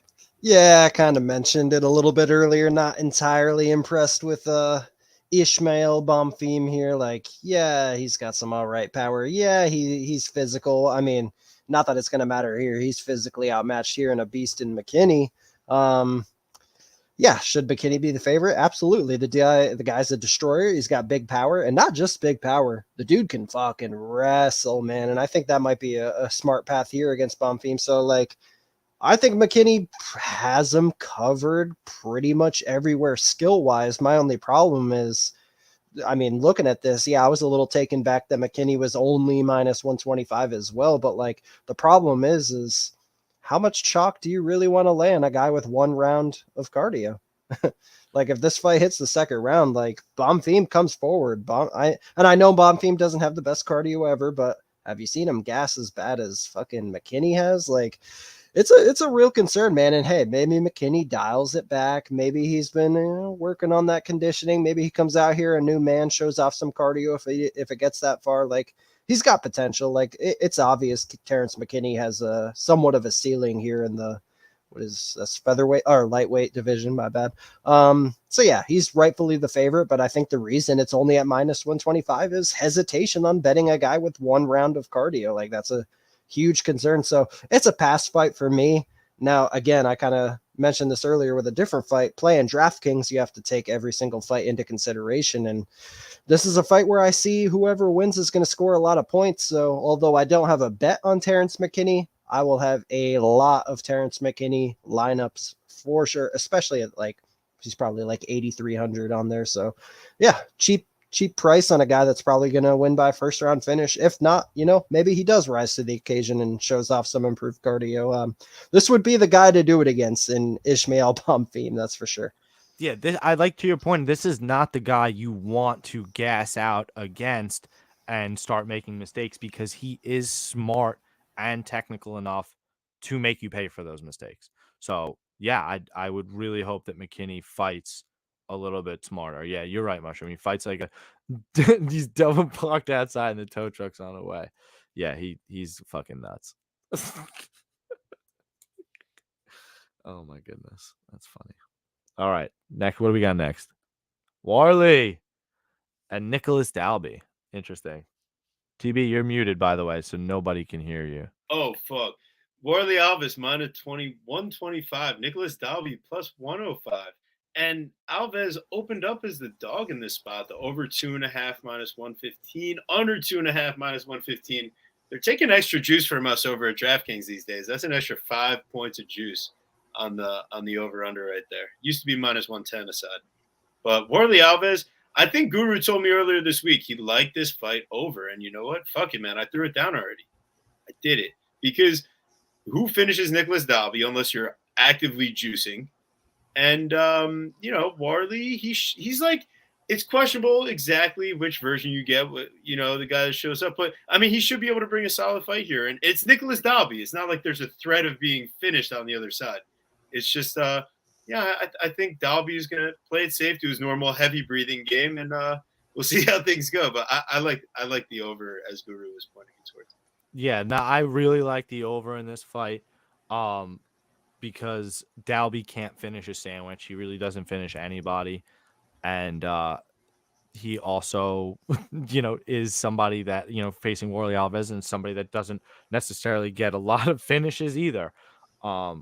You watch him fight and you watch him fight Munir Lizez, but I don't know. Lizez looked like he had a bad weight cut or something. That fight was weird. I like the fight going over because I don't think either of them are super explosive either. I think there'll be a 31 and 38. There'll be a fairly interesting feeling out process. And I really expect Warley Alvarez to wear on Dalby with the grappling. If you watch Dalby's last fight versus Claudio Silva, I mean, it's very similar to like that Jared Gordon, Joe Selecki fight. Like just right at the time, right at the halfway point, you could fucking clock it right at the halfway point. The tide switches. Claudio Silva is completely gassed. He's exhausted. He's 1,000,000 years old. He wants to go to sleep. And Dalby just doesn't put him out of his misery. He's completely incapable. He couldn't even finish like a donut, homie, let alone one of your lunches. Like that's not happening. We need to go lunch for lunch with Mushroom. We just need to go to lunch with Mushroom. But all in all, like I really expect Warley. Yeah, I kind of like his cardio could kind of go the way of Claudio Silva's, but I expect him to grind him out for just a little bit longer. So I like Warley Alves to win. I also like him to win by the decision, and I like the fight over 1.5. And generally, probably fight goes the distance there as well. So what do you think, Mr. Kelton? Man, I'm not afraid to admit when I just completely do not have a read on a fight, and this is one of those fights for me, man. I don't know. I'm not afraid to admit when I don't know. And this is truly one of those spots. Now, I can tell you what I'm afraid of for each side. What I'm afraid of for Nicholas Dalby is that I think there's quite a bit of a physicality difference. I can see Warley Alves taking this guy for a ride. I can see him putting some power on him. What I'm worried about for the Warley Alves side is the cardio and the fact that Nicholas Dalby could really tough it out in some of these fights, man. Like really toughed it out in the D-Rod fight, scraped that one out. Really toughed it out in that Alex Cowboy Oliveira fight, scraped it out. Even all the way back to the Darren Till fight. A lot of toughness shown in that fight. And I kind of feel like if the going gets tough here in rounds 2 or 3, Nicholas Dalby is going to tough it out and scrape out another split decision. So, yeah, is it possible Worley gets a round 1 submission here or a knockout? Yeah, I think it is possible. Now, if it goes to decision, who do I favor? Probably Nicholas Dalby to scrape it out. So, like, every point I try to make here, it just evens out. I see the current betting odds sitting at Worley minus 125, Dalby plus 105. So, in my opinion, in a true coin flip fight, give me the plus 105. I'm going to take Nicholas Dalby, but no bet, no confidence. But Dalby's the pick. What about that over 1.5 though? I like Worley's chances to possibly get a round 1 finish. Oh, 2.5.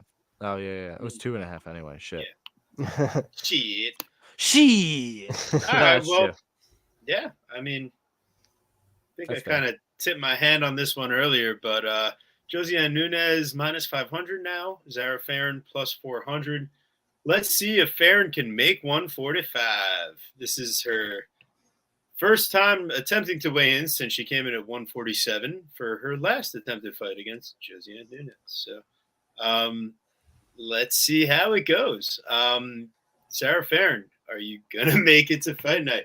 Once again, we've made it to fight week. So I got Josiane Nunes by finish. Josiane Nunes in my degenerate parlay. Not quite getting all the lines up on DraftKings as of the moment on this fight. The under 2.5 is minus 165. I'd like to get a Josiane finish to potentially see plus money. I just don't know if we get it there. So, you see anything on FanDuel, Guru?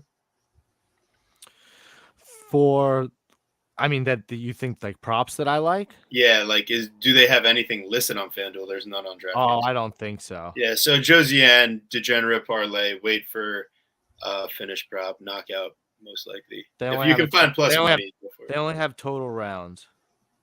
Yeah, well, there you go. That's my you got anything special? No, listen, Josiane Nunes is somebody that has like bonkers power for somebody, her size, and she's going to come forward with all her might and just absolutely throw bombs.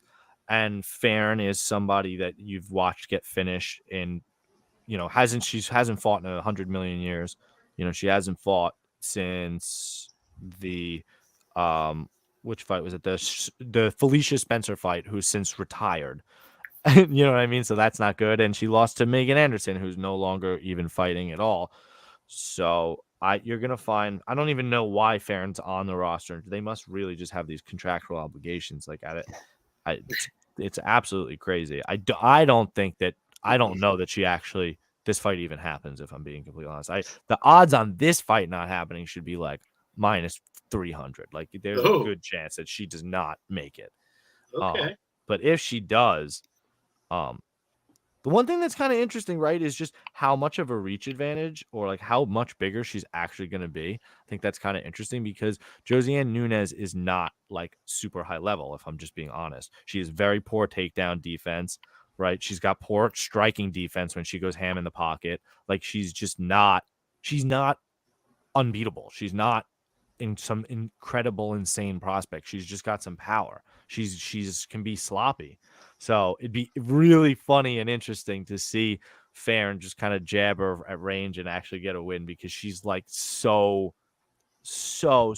level at 6-4 and 34 years old. So that would just be really funny to me. But yeah, I think Nunes should smash. Man, this fight better fucking happen because I indeed did play a prop on it, man. I put 3.75 units on Josiane Nunes to win by knockout at minus 125. I didn't want to get greedy and wait for the plus money, and it worked out for me. That knockout prop now sits at minus 135 on the book I played. So happy with the line I got. And as far as this fight goes, man, so I talked about it with Jessica Andrade earlier, and I'll actually bring up Andrade a couple times in this breakdown for a couple good reasons. So power in women's MMA, it's rare. Josiane Nunes, she's got it, guys. She hits like a fucking truck. And I'll address the low level. Yeah, she's not the best fighter in the world. We can all agree on that. Though the regional. No, I'm saying it's slap time, baby. It's slap time. That's what's up. I'll have to get that on as soon as we're out of here. But man, I forgot where I was going with that. I'm so sorry. No, you're good. You're good. You're no, man. Hype for the slaps. Let's go. Hey, is there anybody like notable competing in that, or is it all just like no names? Everybody's notable. They're all athletes.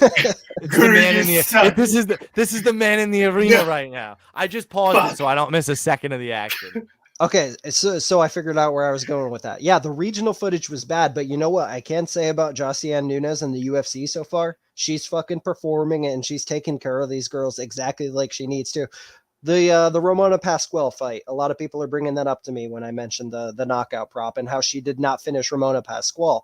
Ramona Pasquale put a lot of grappling into that fight, and that you're just not going to get that from Zara Farm. Not only that, Ramona Pasquale, yeah, she's a complete jobber, but like she's very durable and very tough. Whereas Zara Farm, I have seen her wilt in these fights, and we can talk about the height and reach advantage. People bringing up how Nunes is only 5'2". I mean, just guys, have you not watched Jessica Andrade's entire career? She's 5'1". She's an inch shorter, and she's out here smoking these bigger girls. Nunes has knocked out much taller fighters in the past. I think she's a bum as well, but B Malecki, she's around the same height, I want to say. And not only that, like Zara Farndy, yeah, she's got some nice straight punches and she can use her reach, but like as the fight goes on, she wilts and it's not the same anymore. And like she's got we say tall man's defense, but in this case, she's got that tall woman's defense. And boy, oh boy, I think Nunes comes in, closes the distance, and absolutely pulverizes this chick, man. So she better show up. Yeah, I hope so for our sake too. I got a little Degen parlay with her, but yeah. So what's that movie where they have the person sitting down and they like tape their eyes open and force them to like watch whatever, like, I don't know, like propaganda Jeffrey shit? Dahmer, not Jeffrey Dahmer. Yeah, was it Jeffrey Dahmer? Yeah, Yeah, it was a Jeffrey Dahmer doc where he tapes his eyes open. Or were you thinking like Clockwork Orange? Movie. Like what do you? Yeah, Clockwork Orange. There you go. Yeah, that's what Guru's gonna do to me with fucking Slap League if I'm not careful. 100%. Without Thank God I got the thickness advantage, even though he thinks he's bigger. Jesus Christ. I would be able to stop this man. All right, let's go. All right, so here we go. Last fight, Simon Oliveira, Daniel Marcos. Quite frankly, I leaned on my Guru for this fight. Take it away, brother. Take me away, that secret place, that sweetest. All right, I'm done. Yeah, I'm super unimpressed with Simon Oliveira. I don't know how anybody could be. You've seen that line creep down. I should have pulled the trigger on Marcos at plus 145. I didn't. You've seen him creep down to plus 130. I just don't know what Simon Oliveira has accomplished or done to deserve this price tag. On Dana White Contender Series, he shoots a lot of takedown attempts, right? But he's just not very good at all. He gets extremely tired towards the end of that third round in the Dana White Contender Series fight. He's got poor takedown defense of his own. He doesn't strike or do damage at all when he's in top control. He's got some explosive kicks, but I just don't know necessarily like how comfortable he is with the defensive striking at all, really. He's just not, he's flat-footed. I don't know. There's nothing that at all that popped out to me about Simon Oliveira. But when you look at somebody like Daniel Marcos, they honestly, because again, these guys, yeah, sure, they both have very low levels of competition, but like they're both kind of similar in that. So nobody's really accomplished more than the other in that respect. Marcos on Dana White Contender Series looked much better against an absolute warrior in a young guy in Brandon Lewis, who's wrestler, and it was just super tough and just kept coming and wouldn't quit. Marco's somebody very comfortable in the striking, Muay Thai style, right? Very crisp technical combos, very nice kicks as well. Good power. I mean, there's a lot of things he does well. The one thing that might be a problem maybe is his own takedown defense and his own, kind of questionable striking defense. But this is what you get when you get, low level guys. I just don't think that um Saman's gonna either be able to A, wrestle enough, or B, if he even does somehow get the takedown, that he's gonna be able to control it enough or do any damage with it. I expect way more damage to be coming from Marcos. So on this low level fight, I'm taking a stab on the dog. So, admittedly, I haven't done the full amount of research this fight deserves, but I will talk about what I do know here. So, I know one thing: making your UFC debut against Tony Gravely is not an easy ask whatsoever. And Oliveira, he got tooled around a little bit there, but. I will say this: before that fight in the Contender Series, Oliveira showed off some wrestling of his own, and I think that's what he's going to have to kind of fall back on here.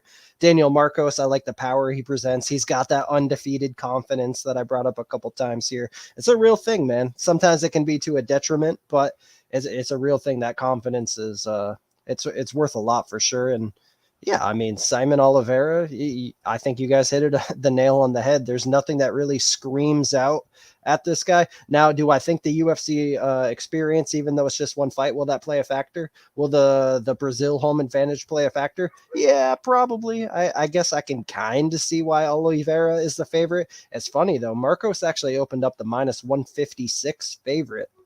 So maybe the bookies see something that we may not, or we'll see, man. I mean, who would I rather play in this spot at the odds? I'd rather take the shot on the newcomer, that's for sure, rather than laying 3 units to win 2 units on Oliveira, a guy I'm not really even impressed with. So, yeah, at the odds, I'll pick Marcos, I guess, but no bet from me.